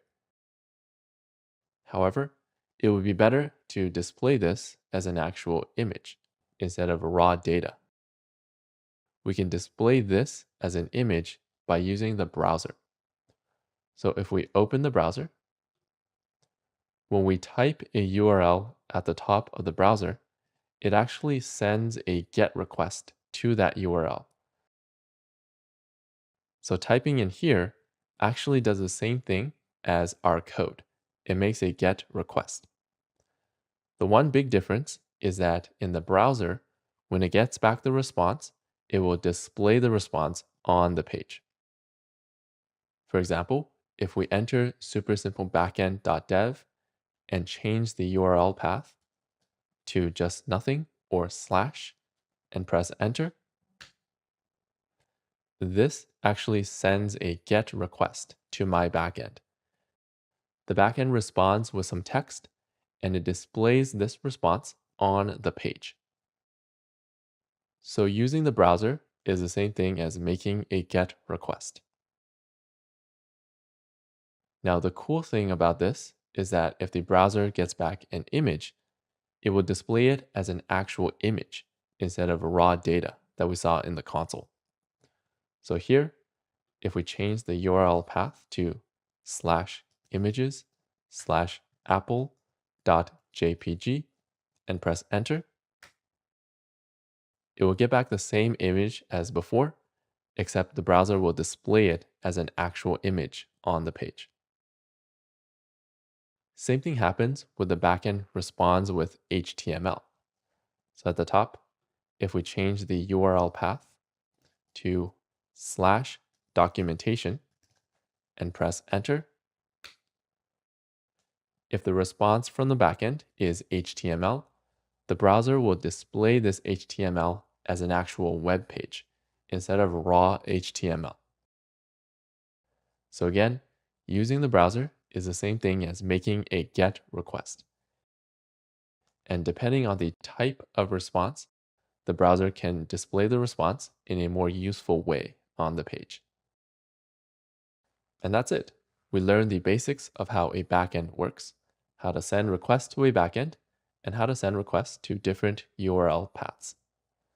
So now let's go back into our code and we'll remove this URL path and just do .dev so that we don't keep console logging an image, and then save. And let's save this practice code into Git. We'll open the Git section. In backend practice, we learned how to make requests to the backend, and in checkout.js, we loaded that backend practice file. So let's type a message describing our changes. Add backend practice file and commit.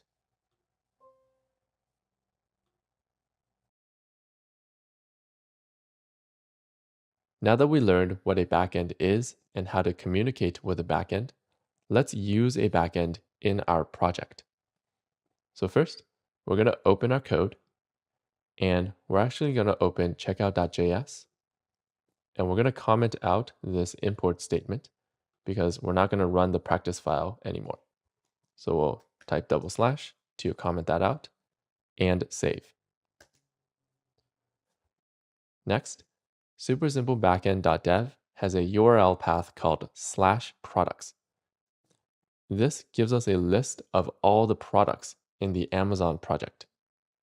So first, let's open our browser and visit this URL path to see what the response looks like. We'll open this tab to supersimplebackend.dev, and we're going to change the URL path at the end to /products and press enter. And you can see that this URL path gives us a JSON response. So this contains all the details of the products for our project. Now, instead of using a file on our computer to load the products, let's use the backend to load the products. So let's go back into our code. And on the left, we're going to open data/products.js. And we're going to scroll down to the array of products at the end. So now, instead of loading the products from this file, we're going to load the products from the backend.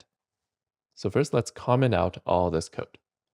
If you need to, you can click this arrow on the left to collapse this array. And we're going to comment this out using /*, and at the end, */. And above this, we're going to load the products from the backend. First, let's create a variable to save the products again. So we use let products equal an empty array. And let's export this so we can use it outside of this file like before. At the front, we'll type export.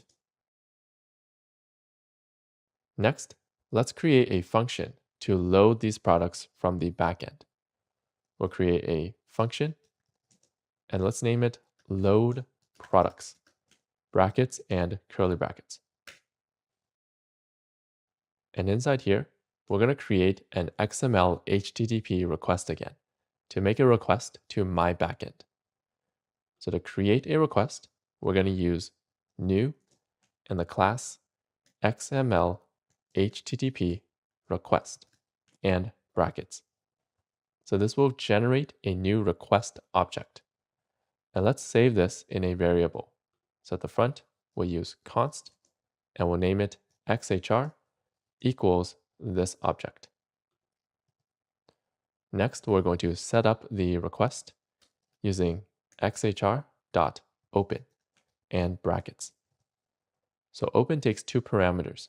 The first parameter is the type of request that we want to send. In this case, the type of request will be the string get. And we're going to give open a second parameter, which is the URL that we want to send this request to. So we'll give it a string, and the URL of my backend is https://super simple backend.dev. And then we'll add the URL path, which is /products. Finally, we're going to send this request using the code xhr.send and brackets. So this will create and set up a request and then send it to my backend. Now remember that .send is asynchronous. That means it will just send the request, but it will not wait for a response to come back. In order to wait for a response, above this code, we're going to create some new lines and set up an event listener using xhr.add event listener and brackets. And this takes two parameters. The first one is the event we want to listen for. In this case, it's the string load, which means the response has loaded. Next, we're going to give it a second parameter, which is a function. So brackets, arrow, and curly brackets. And this is a function that we want to run after the response has loaded. So inside here, after the response has loaded, we can access it using xhr.response. For now, let's console.log this to see what it looks like. So we'll console.log and brackets. Finally, let's run this function so that we run all this code. At the bottom, we're going to load products and brackets and save. So this will send a request to my backend, and then once we get the response, it will display it in the console. So now let's go to our website. We're going to open the project tab. And don't worry if the page is blank for you. We're going to fix this in a bit. For now, we're going to open the console by right-clicking, inspect, and open the console. And in here, you'll see that xhr.response gave us this JSON. And this represents all the products in our Amazon project. Now that we have all this JSON, we're going to convert this back into a JavaScript object and then use it in the rest of our code. Let's go back to our code. And here, the response is a JSON. We're going to convert it back into a JavaScript object, or in this case, a JavaScript array, using the code json.parse and brackets.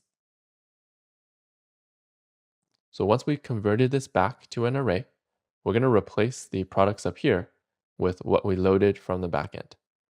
To do that, we'll do products and make it equal to this result that we got from the backend.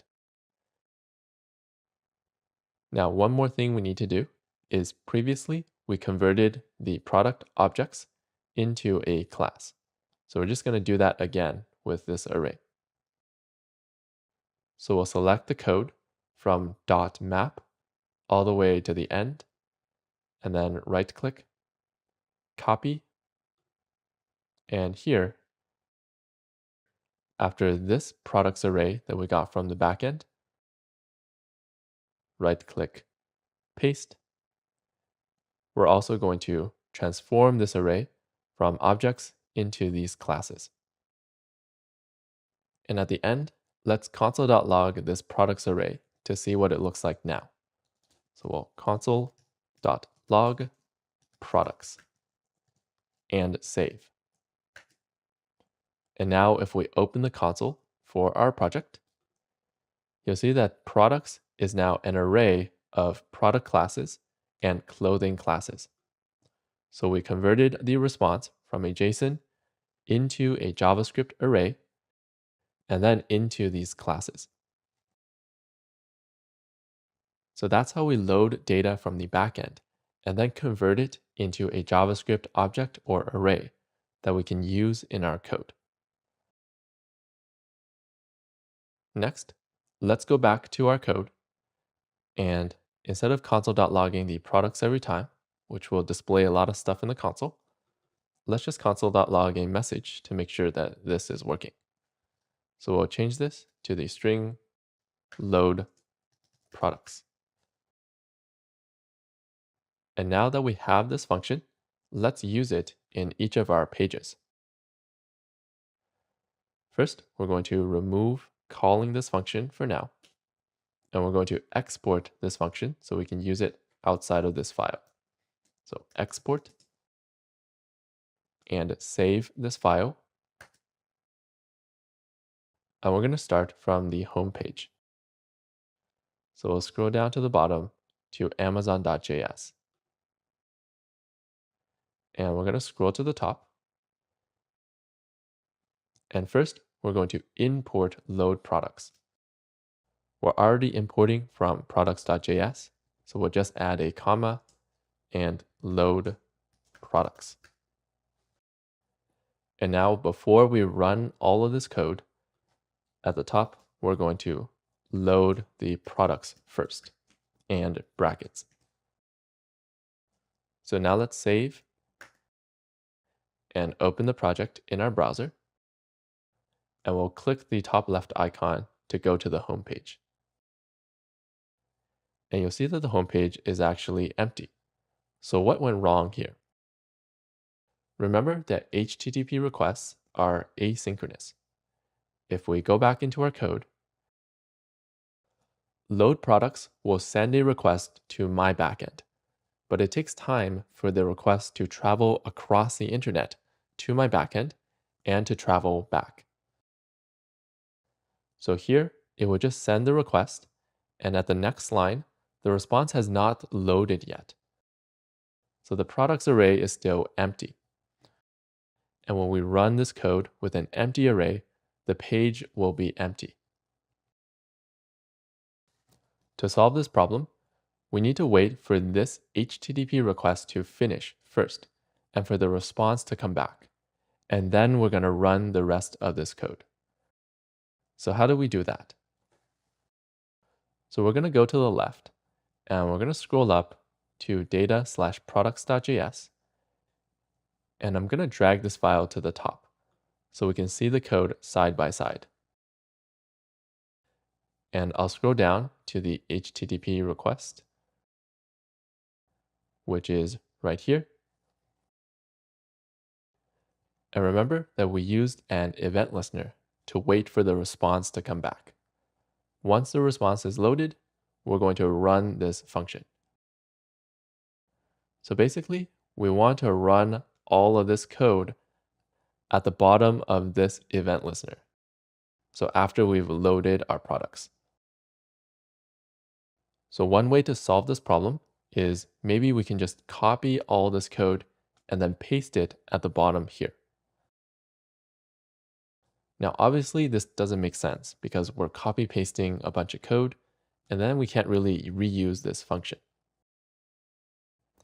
A better solution is we're going to put all this code in a function.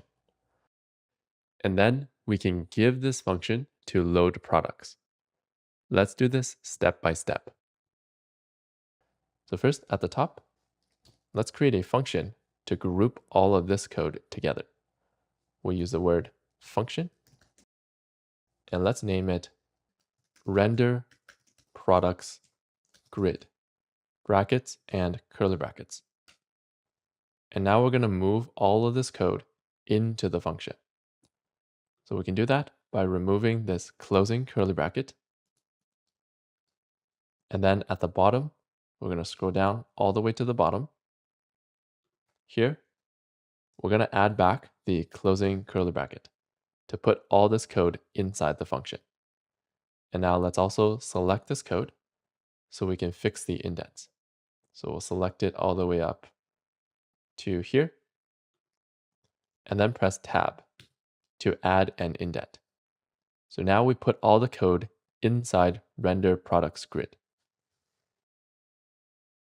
Next, we're going to put this function inside load products using a parameter. So between these brackets, we're going to give it this function, render products grid.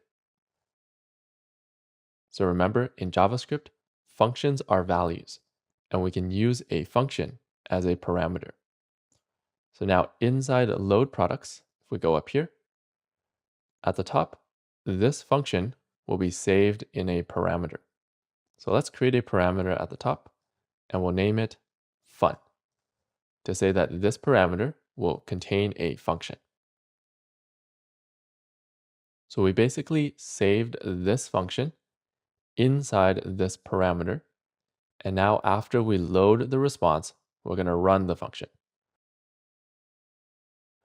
So at the bottom here, after we've created the products array, we're going to run fun and brackets. So that's how we run all of this code after we've loaded the products. We group this code into a function, and then we save the function up here.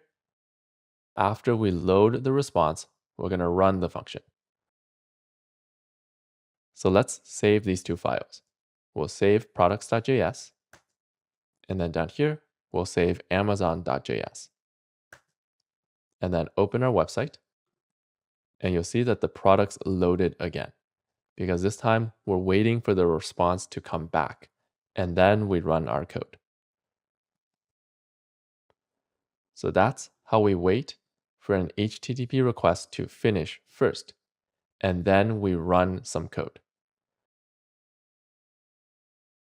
By the way, this function that we provide to load products, this is known as a callback because we're giving it a function to run in the future or to call in the future.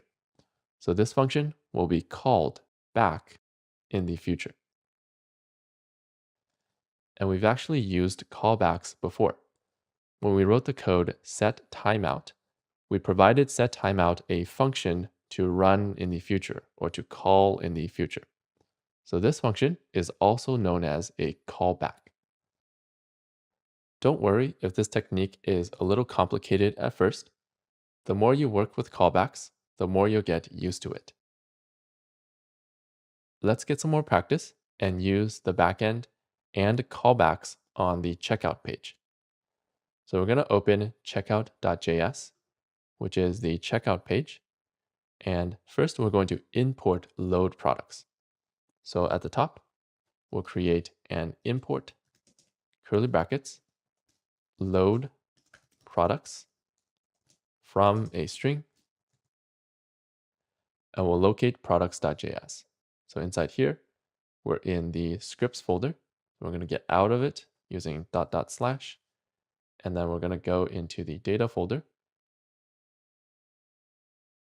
And then we'll add /data/ and we'll load products.js.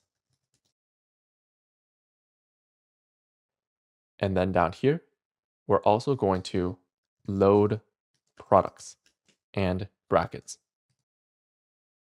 And again, we're going to give load products a callback or a function that we want to run in the future. This time, instead of creating a whole new function, we're just going to create a function inside these brackets using brackets, arrow, and curly brackets. So we don't need to create a function name every time. We can also just create an anonymous function or a function without a name, and then give this to load products to run in the future. Now, inside this anonymous function, we're just going to move this code into here. So we'll select this code and then right click, cut. And then inside here, we're going to right click and paste. And if you need to, you can fix the formatting. So again, this is going to save this function inside the parameter fun. And then we're going to call fun after we've loaded all the products. So let's save this file and open our website. And we'll click the cart in the top right to go to the checkout page. And now the checkout page is loading again. So that's how we use a backend in our project. We need to send a request and then use a callback to wait for a response and then run the rest of our code. So now let's save our changes into Git. We'll go to the Git section, and in products.js,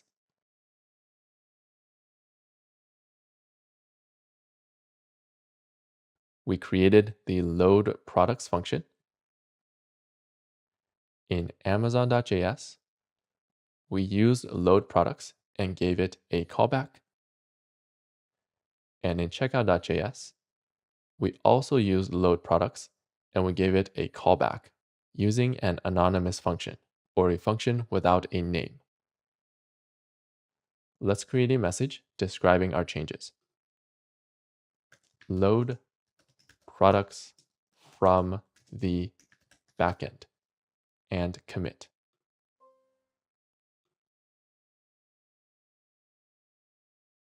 Next, we're going to learn testing with a backend.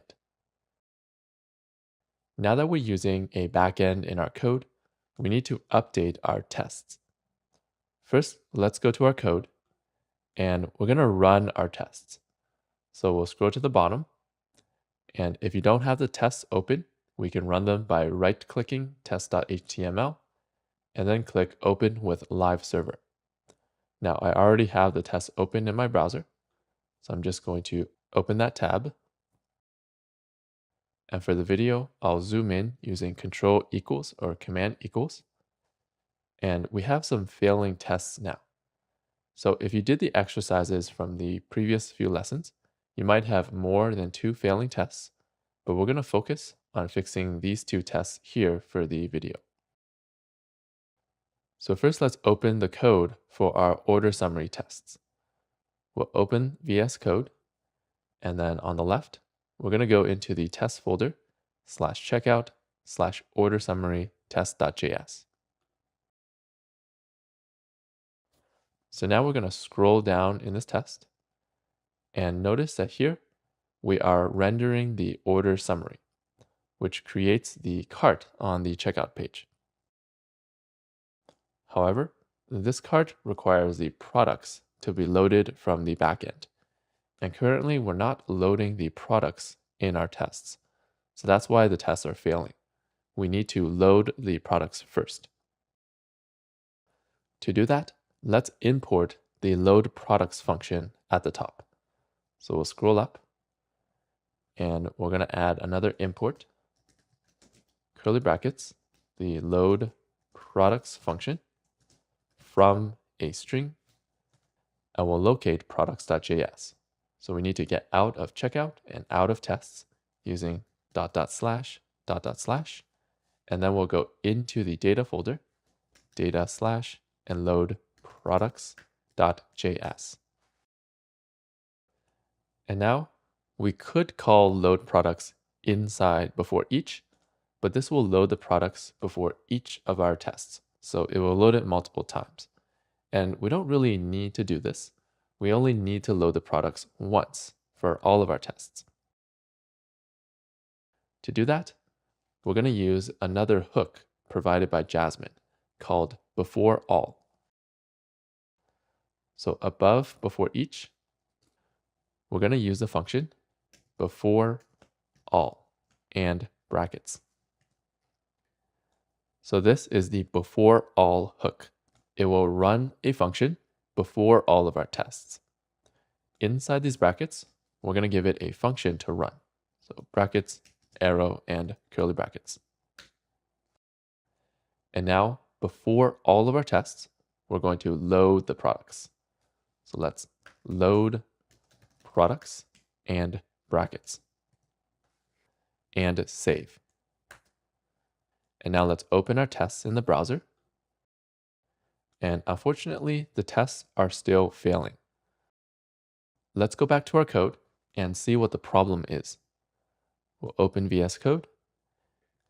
And here, remember that load products is asynchronous.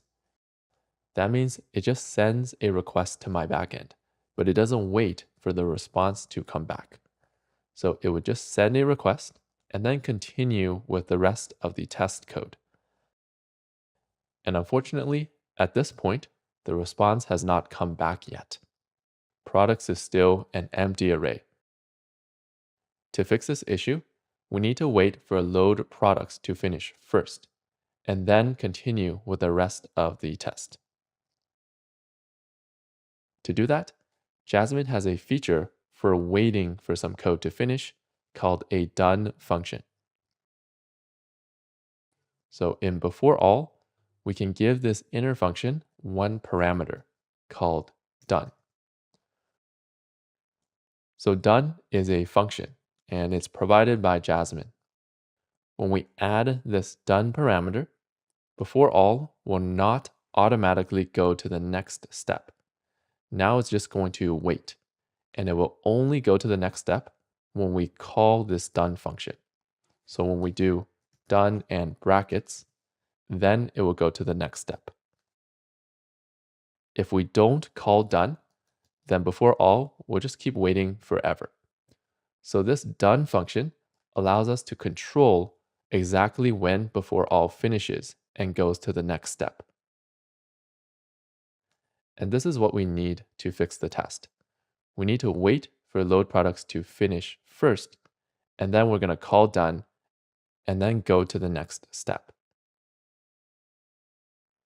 To wait for load products to finish, remember, we're going to give it a function. So between these brackets, we'll create a function using brackets, arrow, and curly brackets. Now, once the products have finished loading, it will run the function. Inside here, we're going to call done and brackets. So this makes sure that the products load first, and then we call done, and then it goes to the next step, which is the before each hook, and then eventually it runs the tests at the bottom. So now let's save and take a look at our test page, and you'll see that those order summary tests are now passing. If you have any other failed tests, I'll leave that as an exercise. Let's go back to our code. And that's how we test with a backend. We wait until the backend code is finished, and then we use the done function to control exactly when to go to the next step. By the way, we can also use done inside before each and inside it as well to wait for backend code to finish. Now let's save our changes into Git. We'll open the Git section, and inside order summary test, we imported load products, and then we called load products and used the done function to make sure that the products are loaded first, and then we go to the next step. Let's create a message describing our changes.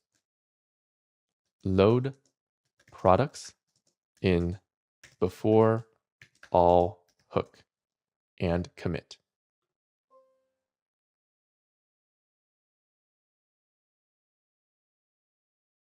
Next, we're going to learn promises which are a better way to handle asynchronous code. Promises are similar to Jasmine's done function that we just learned. They let us wait for some asynchronous code to finish before going to the next step. So now let's create our first promise. We're going to open our code, and on the left, we're going to go to checkout.js. And in here, at the top, we're going to practice promises. Promise is a class. So we're going to type the code new, capital P, promise, and brackets to create a new promise object. Now inside these brackets, we're going to give it a function. So brackets, arrow, and curly brackets. So that's just how promises are designed. It's a built-in class, and when we create a promise, we need to give it a function. So when we create this promise, it's going to run this function immediately. So inside here, let's console.log the string promise to show that it runs immediately. So we'll save this file and then go to the website, and we'll open the tab for our project. And I'm going to zoom out a bit by pressing Control or Command minus, and then open the console. Right click, inspect, and the console. And you'll see it logged promise. So when we create a promise, it runs this inner function immediately. Now this inner function gets a parameter called resolve. And resolve is a function, and it works very similar to Jasmine's done function. So resolve lets us control when to go to the next step. For example, let's add some asynchronous code into this promise. We'll remove the console.log, and we're going to run load products, which is asynchronous. So here we'll type load products and brackets. And now we're going to give load products a callback function like we did down here. Brackets, arrow, and curly brackets. So it will run this function after load products is finished. Once this is finished, we want to go to the next step. So here we're going to call resolve. So resolve and brackets. So you can see that the syntax here is very similar to Jasmine's done function. We run some asynchronous code, and then we wait for it to finish, and then we call resolve to go to the next step. Now, what is the next step to this promise? So you might think that this code down here is the next step. However, a promise actually creates a separate line of code or a separate thread of code. So here, these two groups of code are sort of running at the same time. Feel free to pause the video to get a longer look at this diagram. The reason promises are designed this way is it allows JavaScript to do multiple things at the same time. So when the promise finishes, it can do a next step. But this next step is going to be separate from the rest of the code. It sort of does the next step on the side. So right now, this promise creates a separate thread of code. But this separate thread doesn't actually have a next step. So we're going to add one. To add a next step to a promise, at the end, we're going to use a method called .then and brackets. And we need to give .then a function. So we're going to type brackets, arrow, and curly brackets. And inside here, let's just console.log the string next step. So first, we run this asynchronous code, and then we wait for it to finish, and then we run resolve. And resolve makes it go to the next step. To make this easier to see in the console, let's actually add some console.logs to track the progress of this code. So at the top, let's console.log the string start promise. And then in here, let's console.log the string finished loading. And we'll also comment out the code that we had before. So we'll type /* and at the bottom, //. And now let's save and check our console.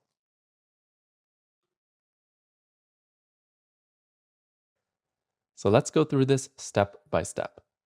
First, we start the promise, which we see here, and then we call load products, which we see here. Once the products are finished loading, it's going to run this function, and then we'll display finished loading.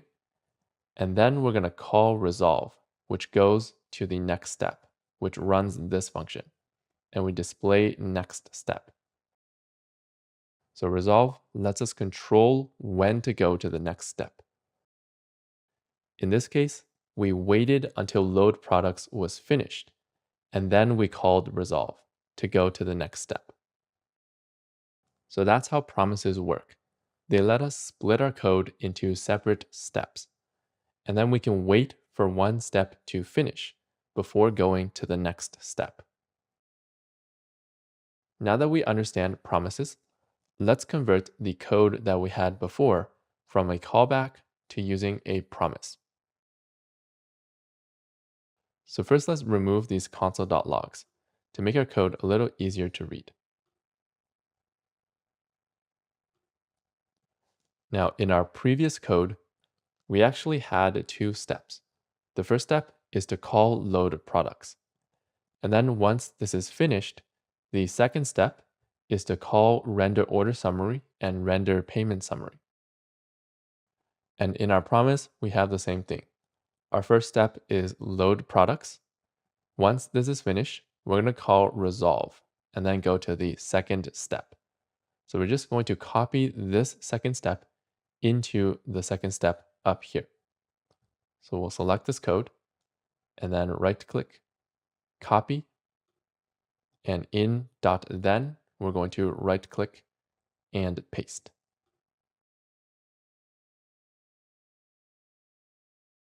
And now let's save and let's check the web page. So we'll open the project and you can see that everything is loading correctly. So this promise does the same thing as the callback that we had before. Both of them have two steps. The first step is to load the products, and then we wait for the products to finish loading, and then we do the second step, which is to render the page. So now you might be wondering, why do we use promises? It looks like it's more work and more code than just using a callback. So callbacks have a big problem, which is multiple callbacks cause a lot of nesting. Nesting means having code inside code, like this. To see why this is a problem, let's say that we want to load the cart from the backend as well. I actually set up a URL path that we can use to practice, called /cart. So first, let's go into products.js, and we're going to copy load products and change it to load the cart. So we'll select this function, and then right-click, copy, and let's open cart.js, since we're going to load the cart from the backend. And let's scroll down to the bottom. And here, we'll right-click and paste that code. And now, instead of loading the products, let's load the cart from the backend. So first, let's rename this function. to load capital C cart. And the first thing we need to change is the URL path. So instead of loading /products, we're going to load /cart from my backend. So normally when we load /cart, the backend will give us a cart array. However, since we're just practicing, my backend will just give us some text when we load /cart. Next, we don't need this products code anymore. So we can select it and then delete it. And instead, let's just console.log brackets, and we'll just display the response that we get back.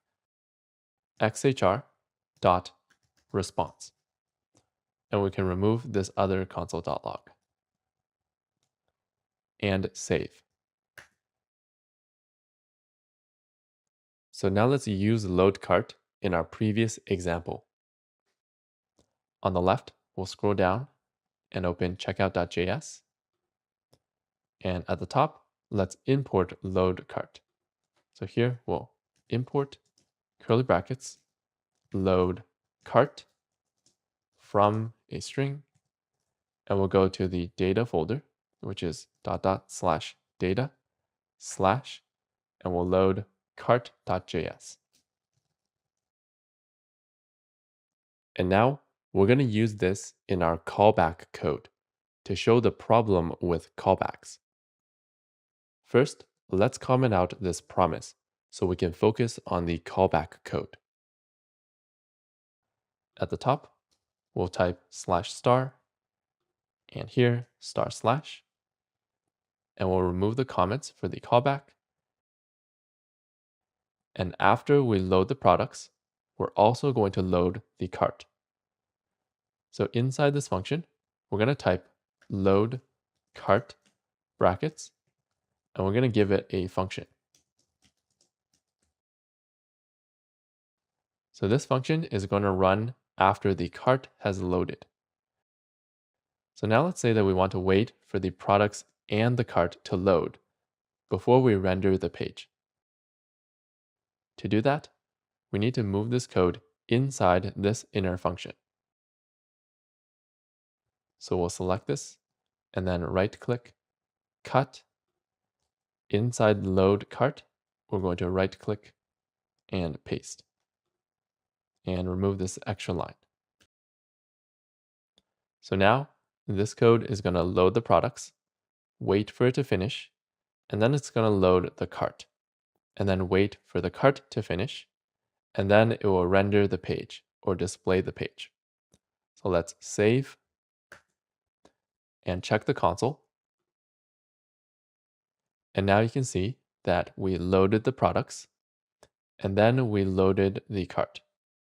And if we open the page, everything was displayed properly. So now let's go back to our code and notice that when we added another callback, we created another layer of nesting. So we have code inside code inside code. The problem with this is that each layer of nesting adds some indents at the front or spaces at the front. This means if we have lots of callbacks, our code will become more and more nested, like this. This is a big problem with callbacks. Multiple callbacks cause a lot of nesting, and all these indents make our code hard to work with. Promises solve this problem by letting us flatten our code. For example, let's load the products and the carts again, but this time using our promise instead. First, let's comment out the callback using /star, and at the bottom, // and we're going to uncomment the promise. So here, we'll remove the comments. And then in the next step, instead of rendering the page, we're going to load the cart like we did down here. So we'll type load cart and brackets. Now we have a problem here. We want to wait for load cart to finish and then go to the next step. However, we usually do this using resolve, but we don't have resolve inside this function. To solve this problem, inside .then, we can actually return a new promise. So at the top, we're going to return a new promise and brackets. So we're going to give this promise a function, just like we did up here. So we'll type brackets, arrow, and curly brackets. And this function gets one parameter called resolve. So inside .then, if we want to use resolve to wait for some code to finish, we can return a new promise. So now let's move our code into this new promise so we can use resolve. So we'll select this code and then right click, cut, and inside here, we're going to right click and paste and remove these new lines. And we can give load cart a function to run when it's finished. So we'll type brackets, arrow, and curly brackets. Once load cart is finished, it runs this function, and then inside here, we're going to call resolve so that we move to the next step. So here, we'll call resolve and brackets. So now this will go to the next step. And we currently don't have a next step to this promise. So let's add the next step. At the end, to add another step, we're going to use .then, brackets. And we'll give this a function, brackets, arrow, and curly brackets. So the third step is to render the page. So we're going to do the same thing inside here. So let's select this code and we'll right click, copy. Inside the third step, we're going to right click and paste. And adjust the formatting if you need to. So that's how we do these 3 steps in the callback using a promise. We do the first step, wait for it to finish, call resolve, and then it goes to the second step. We do the second step, wait for it to finish, call resolve, and then we go to the third step. So a promise lets us have as many steps as we want, and we can use resolve to wait for each step to finish before going to the next step. So let's save this and check the console to make sure it worked. So we'll open the console, and inside here, we have the same messages as last time. First, we load the products, we wait for it to finish, and then go to the next step. Then we load the cart, wait for it to finish, and then go to the next step. And then we render or display the page. If we open the page, you'll see that everything displayed properly. So now let's go back and compare promises and callbacks. So even though promises require a bunch of setup code, you can see that it keeps our code relatively flat. The third step doesn't get more and more nested, like in callbacks. So if we have lots of steps in our promise, this is what the code will look like. You can see that even when we add more steps, the code does not become more and more nested. So promises help keep our code flat and avoid too much nesting. So that's why it's recommended to use promises instead of callbacks. Promises will keep our code more flat. So let's actually add some new lines here, as well as here, to better separate these steps. so it's a little easier to read. Lastly, we're going to learn two more features of promises. The first feature is we can give resolve a value. So inside here, let's give it a value like the string value1. So whatever we give to resolve is going to be saved in a parameter inside .then. So inside this function, we can add a parameter called value. And now whatever we give to resolve is going to be saved inside here. And now we can use it. So this lets us share a value between two steps of a promise. So in here, let's check if this worked using console.log value and save. And if we look inside our console, you'll see that it displayed value1. So whatever we give to resolve will be saved in this parameter. The second feature is we can run multiple promises at the same time. Currently, we wait for things to load one at a time. For example, we wait for the products to load, and then we wait for the cart to load, and then we go to the next step. To make this more efficient, we can actually load the products and the cart at the same time.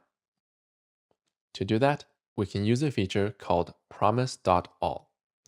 Promise.all lets us run multiple promises at the same time and wait for all of them to finish. So let's scroll to the top and we'll do an example.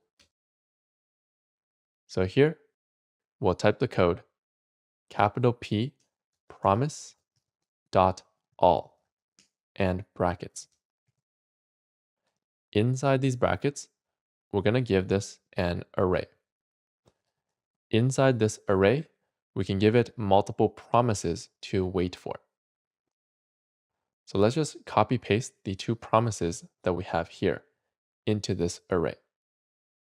So we'll start from here at the end of the first promise, and we'll select this code, right click, copy, and in this array, we're going to right click and paste. And remove this line.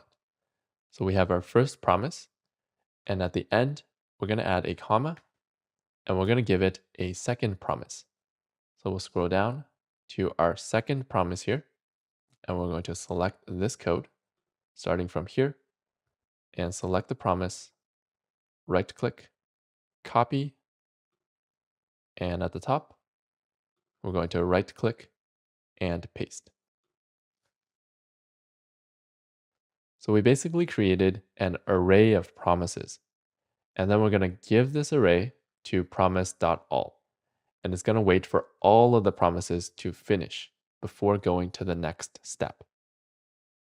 So now let's add a next step. At the end, to add a next step, we're going to use .then and brackets. And we'll add a new line to make it a little easier to read. So as usual, .then adds a next step to a promise. And we'll give it a function to run. So brackets, arrow, and curly brackets. After we load the products and we load the cart, we're going to render the page. So let's copy paste that code inside this next step. So we'll scroll down to the rendered code and we'll select it, right click, copy, and at the top, inside .then, we'll right click and paste. So now let's comment out our old promise and try out promise.all. Above our old promise, we're going to type /*, and below it, we're going to type */. And let's save.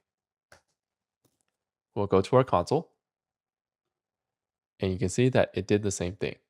It loaded the products, and it loaded the cart and it's going to wait for both of them to call resolve before going to the next step, which is to render or display the page. If we open the page, you'll see that everything displayed properly. So that's promise.all. We can give it an array of promises, and it will run both of them at the same time, instead of waiting for each promise one by one. Also, the values that we give to resolve are saved in a parameter. So inside .then, we can add a parameter called values, and then these values that we give to resolve are going to be saved inside here. So if we console.log values and save and check the console, and it gives us an array of values. The first value is from the first promise, and the second value is from the second promise. So here we didn't give anything to resolve, so the second value is undefined. So that's an overview of promises and promise.all.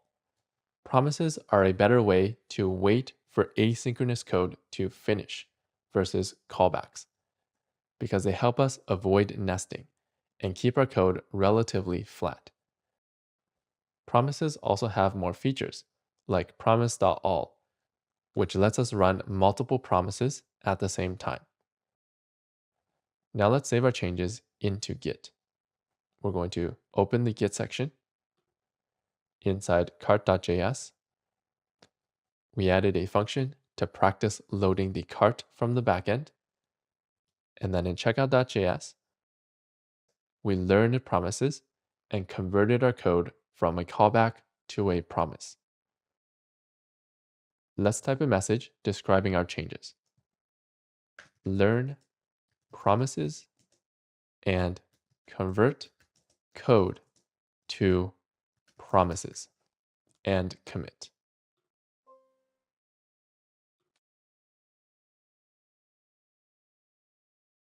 Now that we learned promises, we're going to learn another feature called fetch. Fetch is a better way to make HTTP requests. Let's go back to our code, and we're going to open products.js. And we're going to scroll down to the load products function. Currently, we're using XML HTTP request to make requests to the backend, and this uses a callback. Fetch also lets us make requests to the backend, but fetch uses a promise. So let's do an example, and we'll make the same request except using fetch this time. We'll scroll up, and above load products, let's create another function using function, and we'll name it load products fetch and brackets and curly brackets. And to use fetch, we're going to use the built-in function fetch and brackets. So this makes an HTTP request, just like we did down here. So let's make the same request as we did in this function. At the bottom, we made a GET request to this URL. So by default, fetch will make a GET request. So we just need to give it the URL that we want to make the request to. So at the bottom, let's select this URL, and we're just going to right-click, copy, and at the top, inside fetch, we're going to right-click and paste. So this will make the exact same request as we did below. So you can see that fetch is a lot more simple than XML HTTP request. We don't have to create a new object or do any setup. We can just call fetch and tell it where we want the request to go. So this will send a request to the backend. And now, how do we get the response? So instead of using a callback to get the response, fetch uses a promise. When we call fetch, this is going to create a promise. And we can add a next step to this promise using dot then and brackets. So we'll give dot then a function, brackets, arrow, and curly brackets. So the way this works is that fetch is going to send a request to the backend. When we get a response, it's going to go to the next step. It's also going to save the response inside a parameter in here. So we'll add a parameter called response. And this will contain the response from the backend. So instead of using a callback to wait for the response, fetch uses a promise to wait for the response. So here, let's console.log the response to see what it looks like.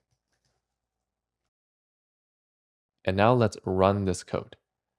At the bottom, we'll run this function using load products fetch and brackets. So now let's save and take a look at the console. So here's the response that we get from fetch.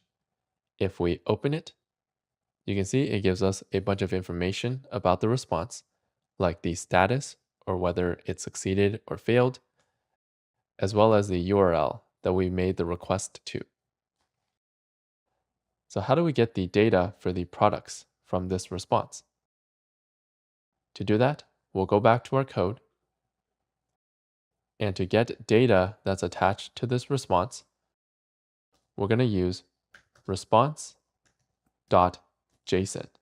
and brackets. So this gives us the JSON or the data attached to the response. In this case, it's our products data. Next, response.json is actually asynchronous. It returns a promise. So we need to wait for this promise to finish before we continue to the next step. To do that, inside .then, we can actually return another promise. So here, we're going to return this promise. When we return a promise, it will wait for this promise to finish before going to the next step. So now let's add another step to this promise using .then brackets, and we'll give this a function again. So brackets, arrow, and curly brackets. When response.json finishes, it's going to give us the data that's attached to the response, and it's going to save it inside this parameter. So this response should contain our products data. So let's name this parameter products data. And let's console.log this to see what it looks like.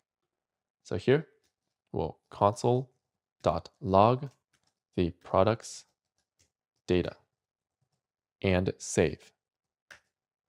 And let's open the console. And you see here that the products data is the array of products that we're going to use in our Amazon project. You'll also notice that instead of giving us just a big JSON string like before, it actually converted the JSON into an array. So basically, it did json.parse on the response for us. So this saved us a little bit of code. Finally, now that we have the products array, let's do the same thing that we did down here. So we'll scroll down and select all of this code, and we'll right click, copy, and then up here, we'll remove this and right click and paste. So we'll do the same steps as before, except using a promise this time. First, instead of doing json.parse on the response, we already have the array of products. So we can remove this and replace it with products data. And then we're still going to convert this from objects to classes like before. We'll keep this console.log so we can track the progress. This last line of code let us do something after we finish loading the products. However, instead of using a callback like before, we're going to remove this line. And to do something after this step, we can actually return this entire promise. So to make it easier to read, let's save this entire promise into a variable using const. Let's call it promise equals fetch. So let's add some new lines here as well as here to make the code a little easier to read. So we're basically calling fetch, which creates a promise, and then we're going to save this promise inside this variable. And then at the end of this function, we can just return the promise. So we're just going to return this whole promise out of the function. And then we can add even more steps after this promise. So down here, this is going to give us the promise. And then we can attach another step using dot then brackets. And inside here, we can give it a function. Brackets, arrow, and curly brackets. So this attaches another step to the end of this promise. So basically attaches another step here. So after we load all the products, let's just console.log next step and save. So we'll check the console and we'll see that we loaded the products. And then after we did the next step. So we can actually return a promise out of a function and then keep attaching more steps to that promise. So that's how we use fetch. It's a better way to make HTTP requests because it uses promises directly. So now let's use fetch in our project instead of using XML HTTP request. So first, let's comment out this code because we were just practicing. We'll type /* and at the bottom, */. And let's scroll up to load products fetch. And we're going to export this function so we can use it outside this file. Let's save. We'll go to the left and open checkout.js. And here, instead of using load products, which uses callbacks, let's switch to load products fetch, which uses promises. We'll scroll up and we're going to import load products fetch. So here we're already importing from products.js. We'll type a comma, load products fetch. And now we'll replace load products. So remember that we need to give this a promise. And also remember that fetch returns a promise. So all we need to do is to remove this code and just call load products fetch and brackets. This will return a promise and we can use it with promise.all. So now let's save. We'll check our website and you'll see that everything is still working. So fetch helps us make our code a lot cleaner because it can return a promise directly and we don't have to type out all of this extra code. Finally, let's use fetch inside our tests. On the left, we'll open order summary test.js. And remember that inside here, we used load products. So let's switch this to using load products fetch instead. First, we'll import it. At the top, we're importing from products.js. So we'll type comma and import load products fetch. And instead of load products, we're going to call load products fetch. and brackets. So remember that this returns a promise, and we can attach more steps to this promise using the method dot then and brackets. And we'll give dot then a function to run. So brackets, arrow, and curly brackets. Once the products are finished loading, it's going to run dot then, and inside here, we're going to call done to go to the next step of the test.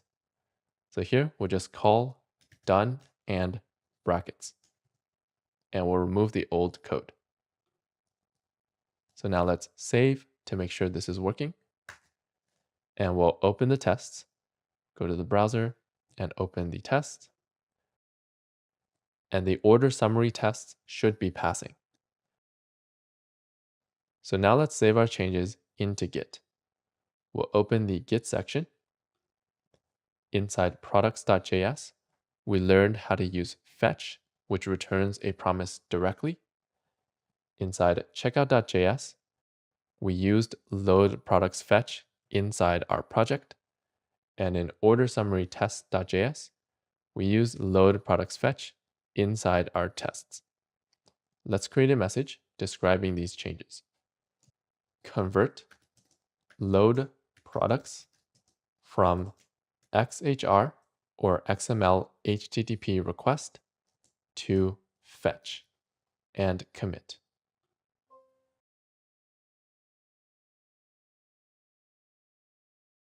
Next, we're going to learn async await, which is an even better way to handle asynchronous code. Let's go back to our code, and we'll open checkout.js. Currently, we're using promises to handle asynchronous code. But the problem with promises is that it creates a lot of extra code. For example, we need to create a new promise, we need to use resolve, and we need to use .then. Async await is a shortcut for promises, and it removes all this extra code. So let's do our first example of async await. We're going to scroll up, and at the top, we're going to create a function using function, and let's name it load page, brackets and curly brackets. And inside, we're going to console.log the string load page. And now we'll learn the first part of async await, which is async. In front of the word function, we're going to add the word async and space. So async makes a function return a promise. So this code is a shortcut for this code. It basically wraps the code in a promise. So now let's run this function to show that it actually returns a promise. So below this, we'll call load page and brackets. And because this returns a promise, we can add a next step to this promise using .then brackets. And we'll give .then a function, brackets, arrow, and curly brackets. And inside here, let's just console.log the string next step. Now let's save, and we'll check the console. So we'll open the console, and you'll see that we loaded the page, and then in the next step, we displayed next step. So when we put async in front of function, it makes this function return a promise. This code is a shortcut for this code. Next, if we return something from this function, for example, we're going to return a value like the string value2. This gets converted into resolve value2. So this value is going to be saved in a parameter in the next step. So here, we'll add a parameter value, and value2 is going to be saved inside here. If we console.log the value and save, and then check the console, we'll see that value is equal to this string. And that's it for async. It just makes a function return a promise.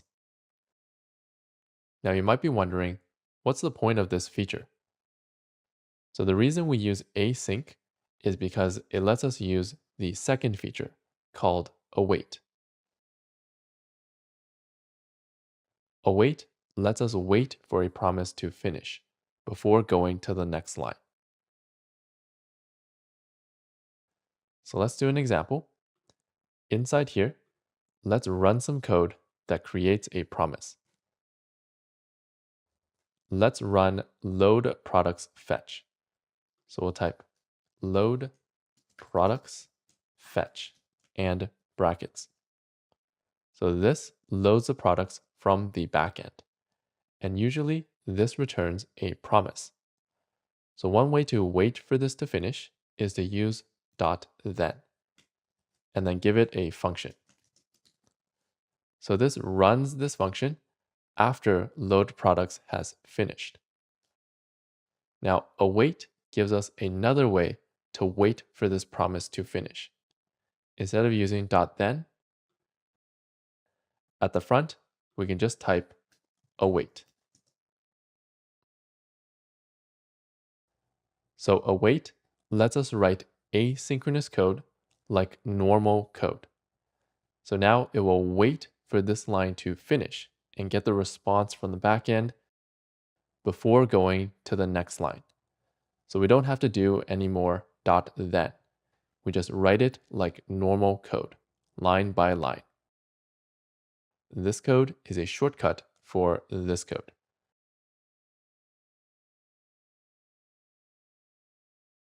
And this makes our code a lot easier to read than what we have down here. So now let's see what this looks like in the console. Before we save, let's comment out this promise at the bottom so we don't get confused. So we'll type /* and at the bottom */. And now we're going to save this code and check the console to see what it did. So you see that we loaded the page, and then notice that it finished loading the products before going to the next step. So this actually waits for this line to finish before going to the next line in the code.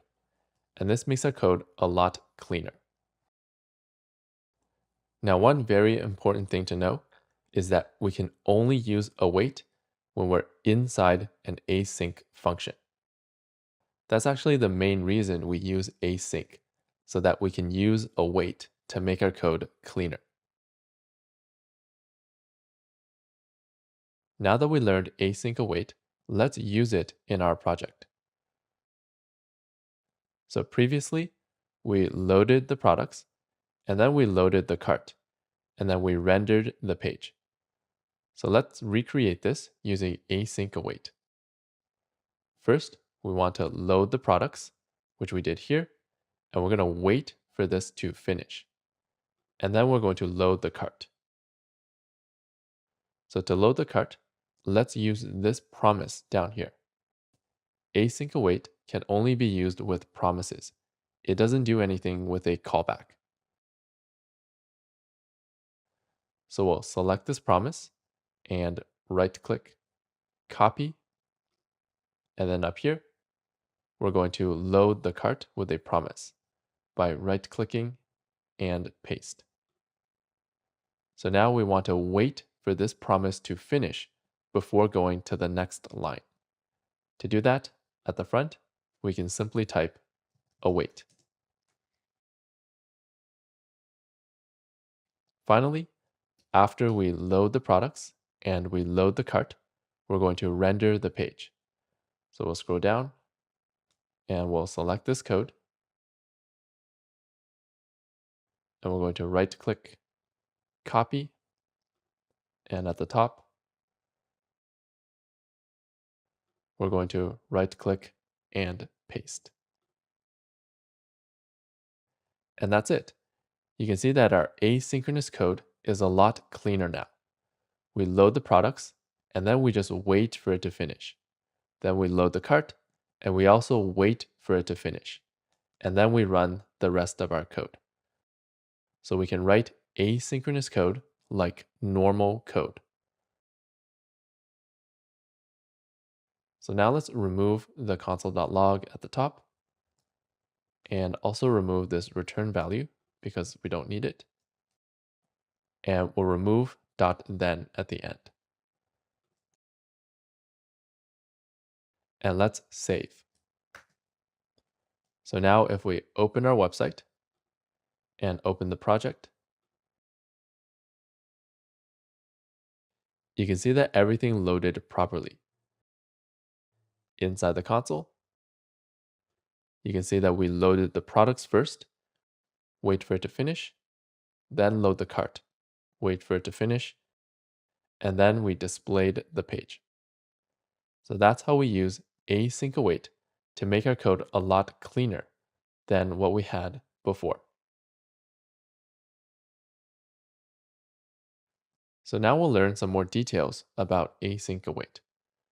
As I mentioned, we can only use await inside an async function. Also, the closest function has to be async. For example, here we have an async function at the top, and inside we have a normal function. So we can't use await inside the normal function. We have to make this one async. Another detail is if a promise resolves with a value, for example, here we give resolve a value like the string value 3. Normally, this value will be saved in the next step. So if we did .then and gave it a function, this value would be saved in this parameter. However, if we use await, this value just gets returned and we can save it in a variable. So instead of using .then, we can simply save whatever is resolved inside a variable using const value equals. And this makes our code a lot easier to read. Instead of having to use .then, we can simply save this inside a variable, like normal code. And finally, we can use await with promise.all as well, but I'll leave that as an exercise. So that's async await. It's a shortcut for promises, and it lets us write asynchronous code like normal code. So when working with asynchronous code, a best practice is to use async await over promises and callbacks because they are much cleaner. So now let's save our changes into Git. We'll open the Git section.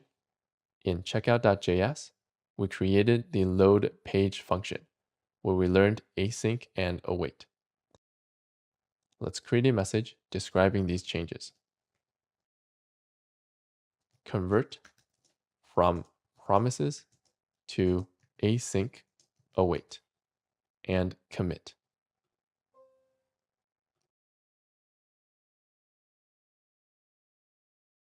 Now we're going to learn about error handling. When we're sending HTTP requests across the internet, we could get unexpected errors. For example, the internet connection might stop working. So we're going to learn how to handle these kinds of unexpected errors. Let's go back to our code and we're going to open data/products.js. And we're going to scroll to the load products function. So this uses a callback to send a request and get a response. Now, what if there's an error along the way? For callbacks, we usually set up a separate callback just for errors. For example, below this, we're going to add another event listener using xhr dot add event listener brackets, and the first parameter is the event. This time we're going to listen for the error event, and then we're going to give it a function. So now if we get an unexpected error, it's going to run this function. So if we get an error, let's just console log a message. Console.log a string unexpected error. And usually when we get an error, we give some instructions on what to do. Here, let's just type, please try again later, and save. So this is called error handling. If we get an error during the request, we can handle it with this function. So we just display a message. So now let's try out this code. To simulate an error, we're going to change the URL of the request to error.supersimplebackend.dev. So this will create an error because this URL doesn't exist. So now down here, let's call this function so that we run this code and get the error. So we'll type load products and brackets and save. Let's check the console. And you'll see that we displayed this error message. So we got an error and it ran this error function, and it did not run the load function above. Also, usually this callback gets a parameter called error, and this contains some information about the error. So that's how we handle errors when using callbacks. We usually set up a separate callback just for errors. So now let's remove this line since it was just for practice, and we'll remove error from the URL and change it back to supersimplebackend.dev and save. Next, we'll learn how to handle errors in promises. So we'll scroll up to the load products fetch function, and this makes the same request as below, but it uses promises. To handle an error in promises, promises give us two methods, .then and another method called .catch brackets, and we're going to give .catch a function, brackets, arrow, and curly brackets. So now if this request has an error, it's going to go to this catch method and it's going to run this error function. So inside here, let's also display a message. So let's just copy the message that we had below. We're going to select this message and then right click, copy, and then inside catch, we're going to right click and paste.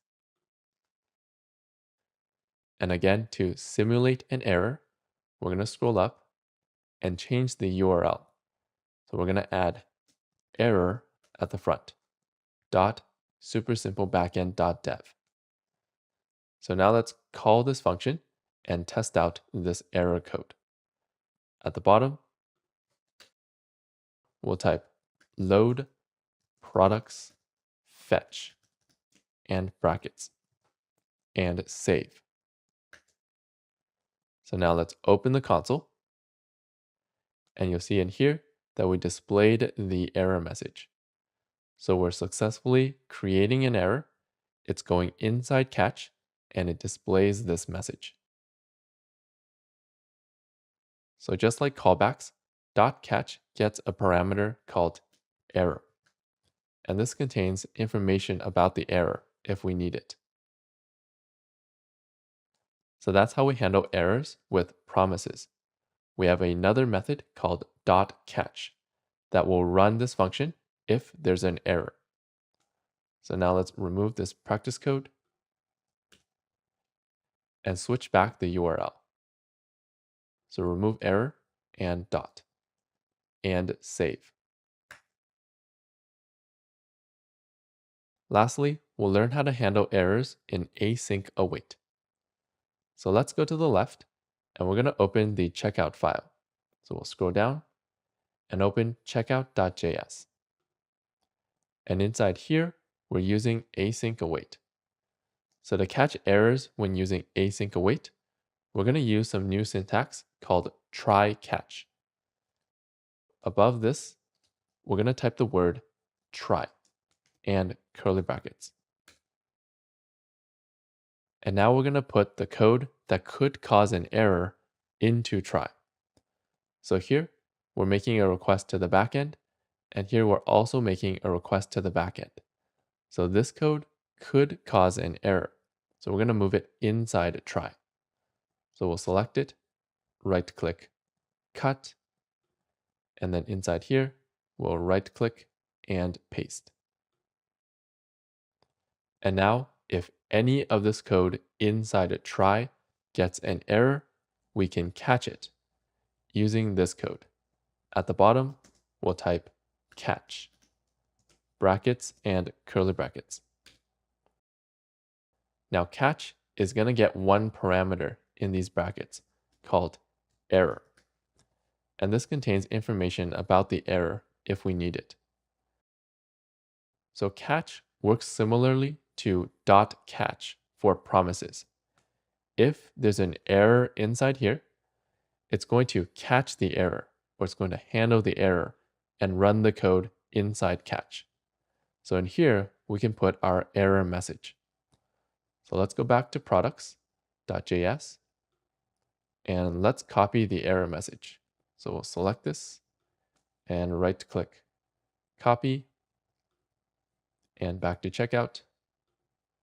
Inside catch, we'll right click and paste. So now I'll remove this new line and add a new line here to make it a little easier to read. And let's test out this code. To do that, we'll go inside products.js again, and we're going to modify the URL again. So at the front here, we're going to add error dot super simple backend.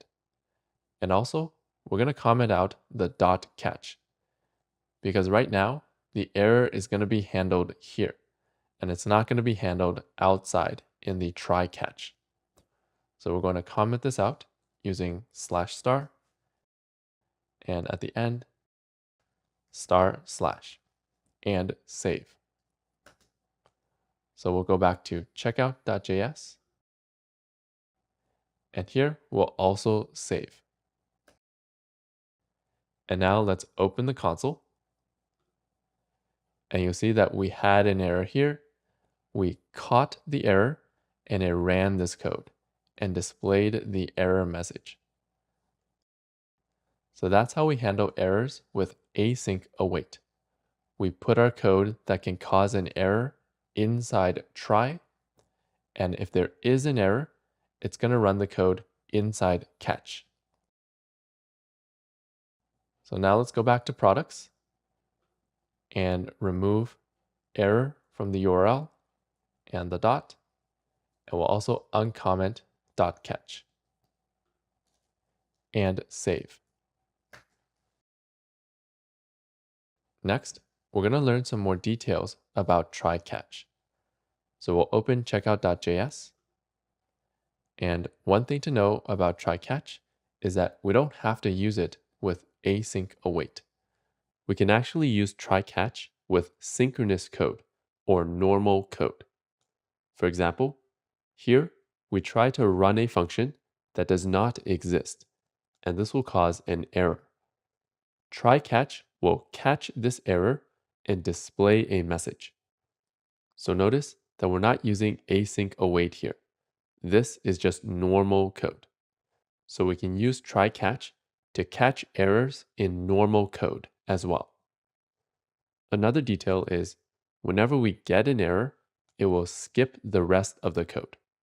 So here, it will not console.log next line. It will skip the rest of this code and go directly into catch. Now, one thing you might be wondering is why don't we just use try catch everywhere and prevent all of our errors? So try catch and any error handling is meant to handle unexpected errors. That means our code is correct, but something outside our control caused the error. So we can give some instructions on what to do. So that's why we don't use try catch everywhere. We only use it for unexpected errors or errors outside of our control. So the last thing to know about error handling is that we can manually create errors. To manually create an error in try catch, at the top, we're going to use the word throw. So throw creates a new error, or it throws an error that we're going to catch later. And now we need to give this error a value. So we can use any type of value for an error, like a string, number, or an object. For an example, we're just going to use the string error1. So this will manually create an error. When we get an error, it's going to skip the rest of the code inside these curly brackets. And it's going to go straight into catch. So this error value is going to be saved inside this parameter, and it's going to run the code inside catch. So if we save and then check the console, throw creates an error, and it's going to display this error message up here.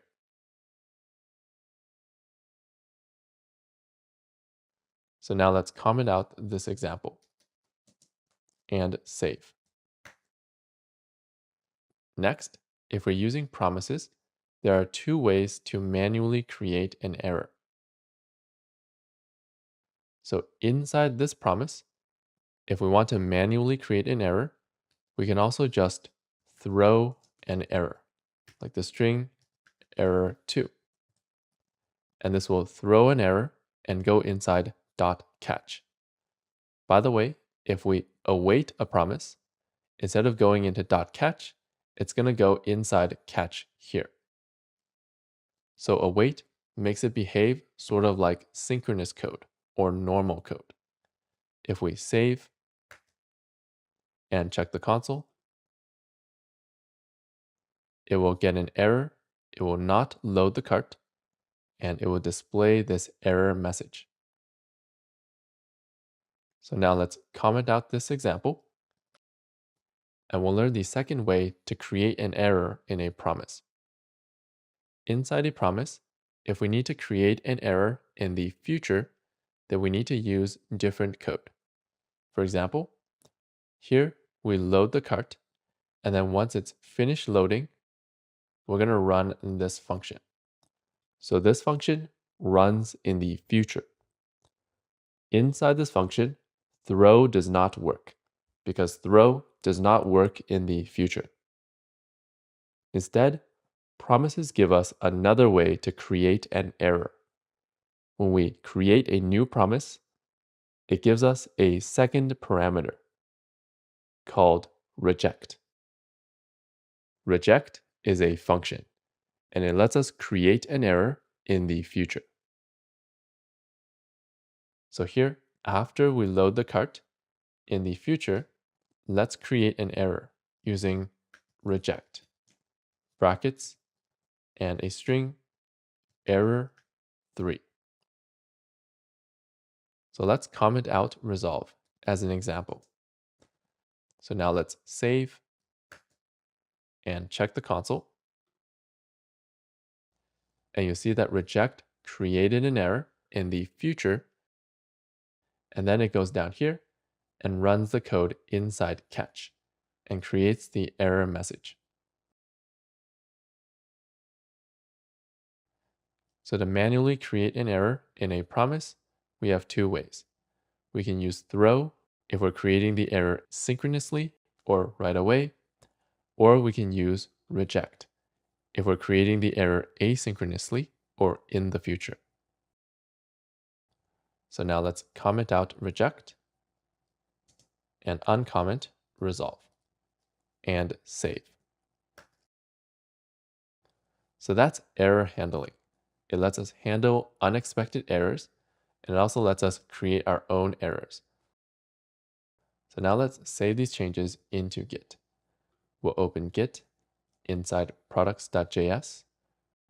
We added .catch for promises and an error function for callbacks. And then in checkout.js, we added try catch for async await. And we also learned how to manually create our own errors. So we'll type a message describing our changes, learn error handling, and commit.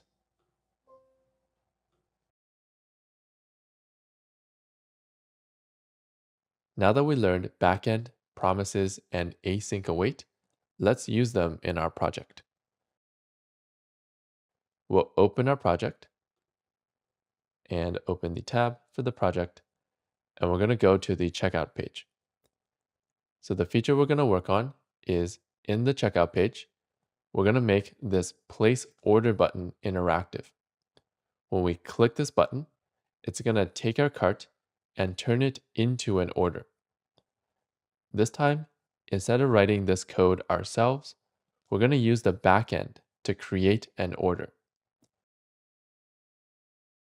So first, let's set up an event listener for this button.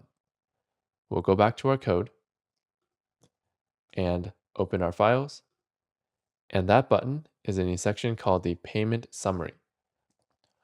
So we're going to open scripts/checkout/payment-summary.js. So now let's find the code for the button. To make it easier, we're going to press Ctrl F or Command F to search for code, and we're going to search for the text in the button. So we'll search for place your order. And now we have the code for the button right here. So we're going to set up an event listener so we can do something when we click it. First, we'll add a class to the button so we can get it in our JavaScript. At the end of the class, let's create a new line and add a class js-place-order. And now after we put this HTML on the page, we're going to set up an event listener. To do that, we're going to get this button into our JavaScript using document.querySelector, brackets, and a string. And to select this class, we're going to start with a .js-place-order. And now that we have this button, we're going to add an event listener to it. So we'll create a new line and use the method .add event listener, brackets. And we'll give this two parameters. The first parameter is the event we want to listen for, which is click. And the second parameter is a function we want to run when we click this button. So we'll type brackets, arrow, and curly brackets. And now when we click this button, we're going to make a request to the backend to create the order. So for this example, I set up a URL path in my backend for creating orders called /orders.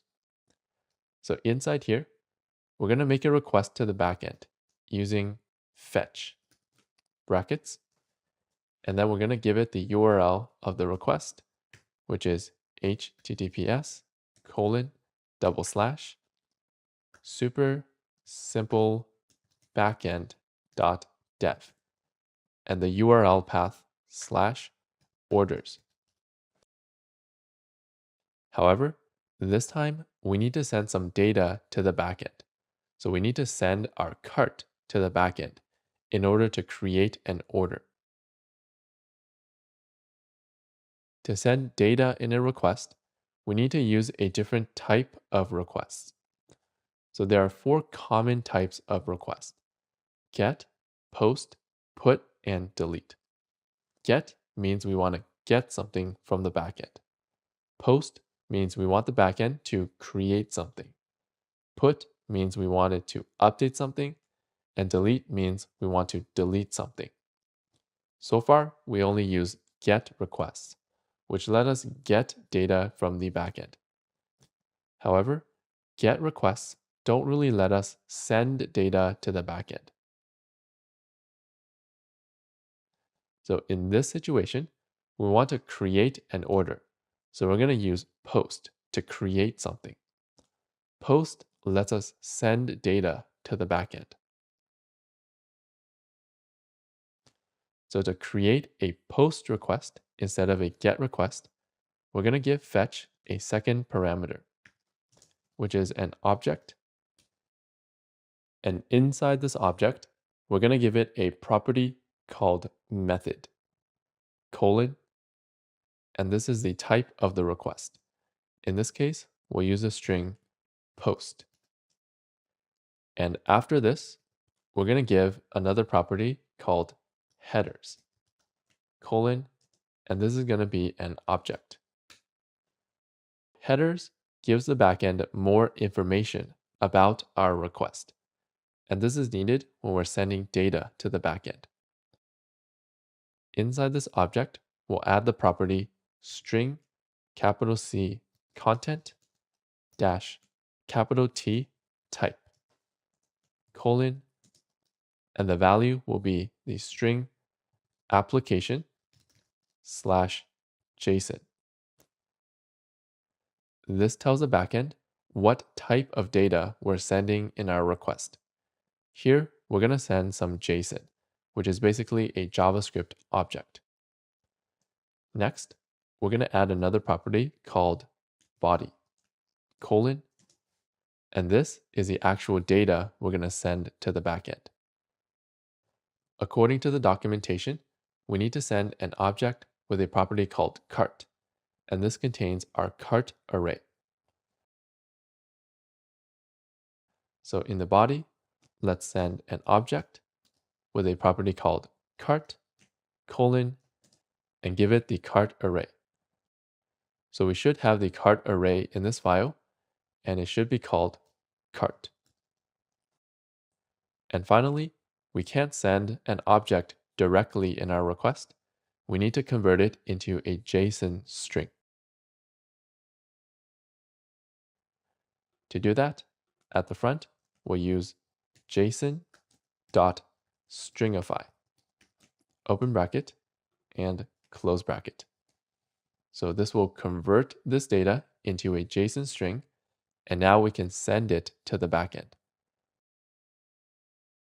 Okay, so after we send this request, we need to wait for the response to come back. To do that, fetch returns a promise. However, instead of using .then to add a next step, let's use async await because it's cleaner. So first we need to make this function async. Remember, we can only use await inside an async function. So at the front of this function, we'll type the word async. And now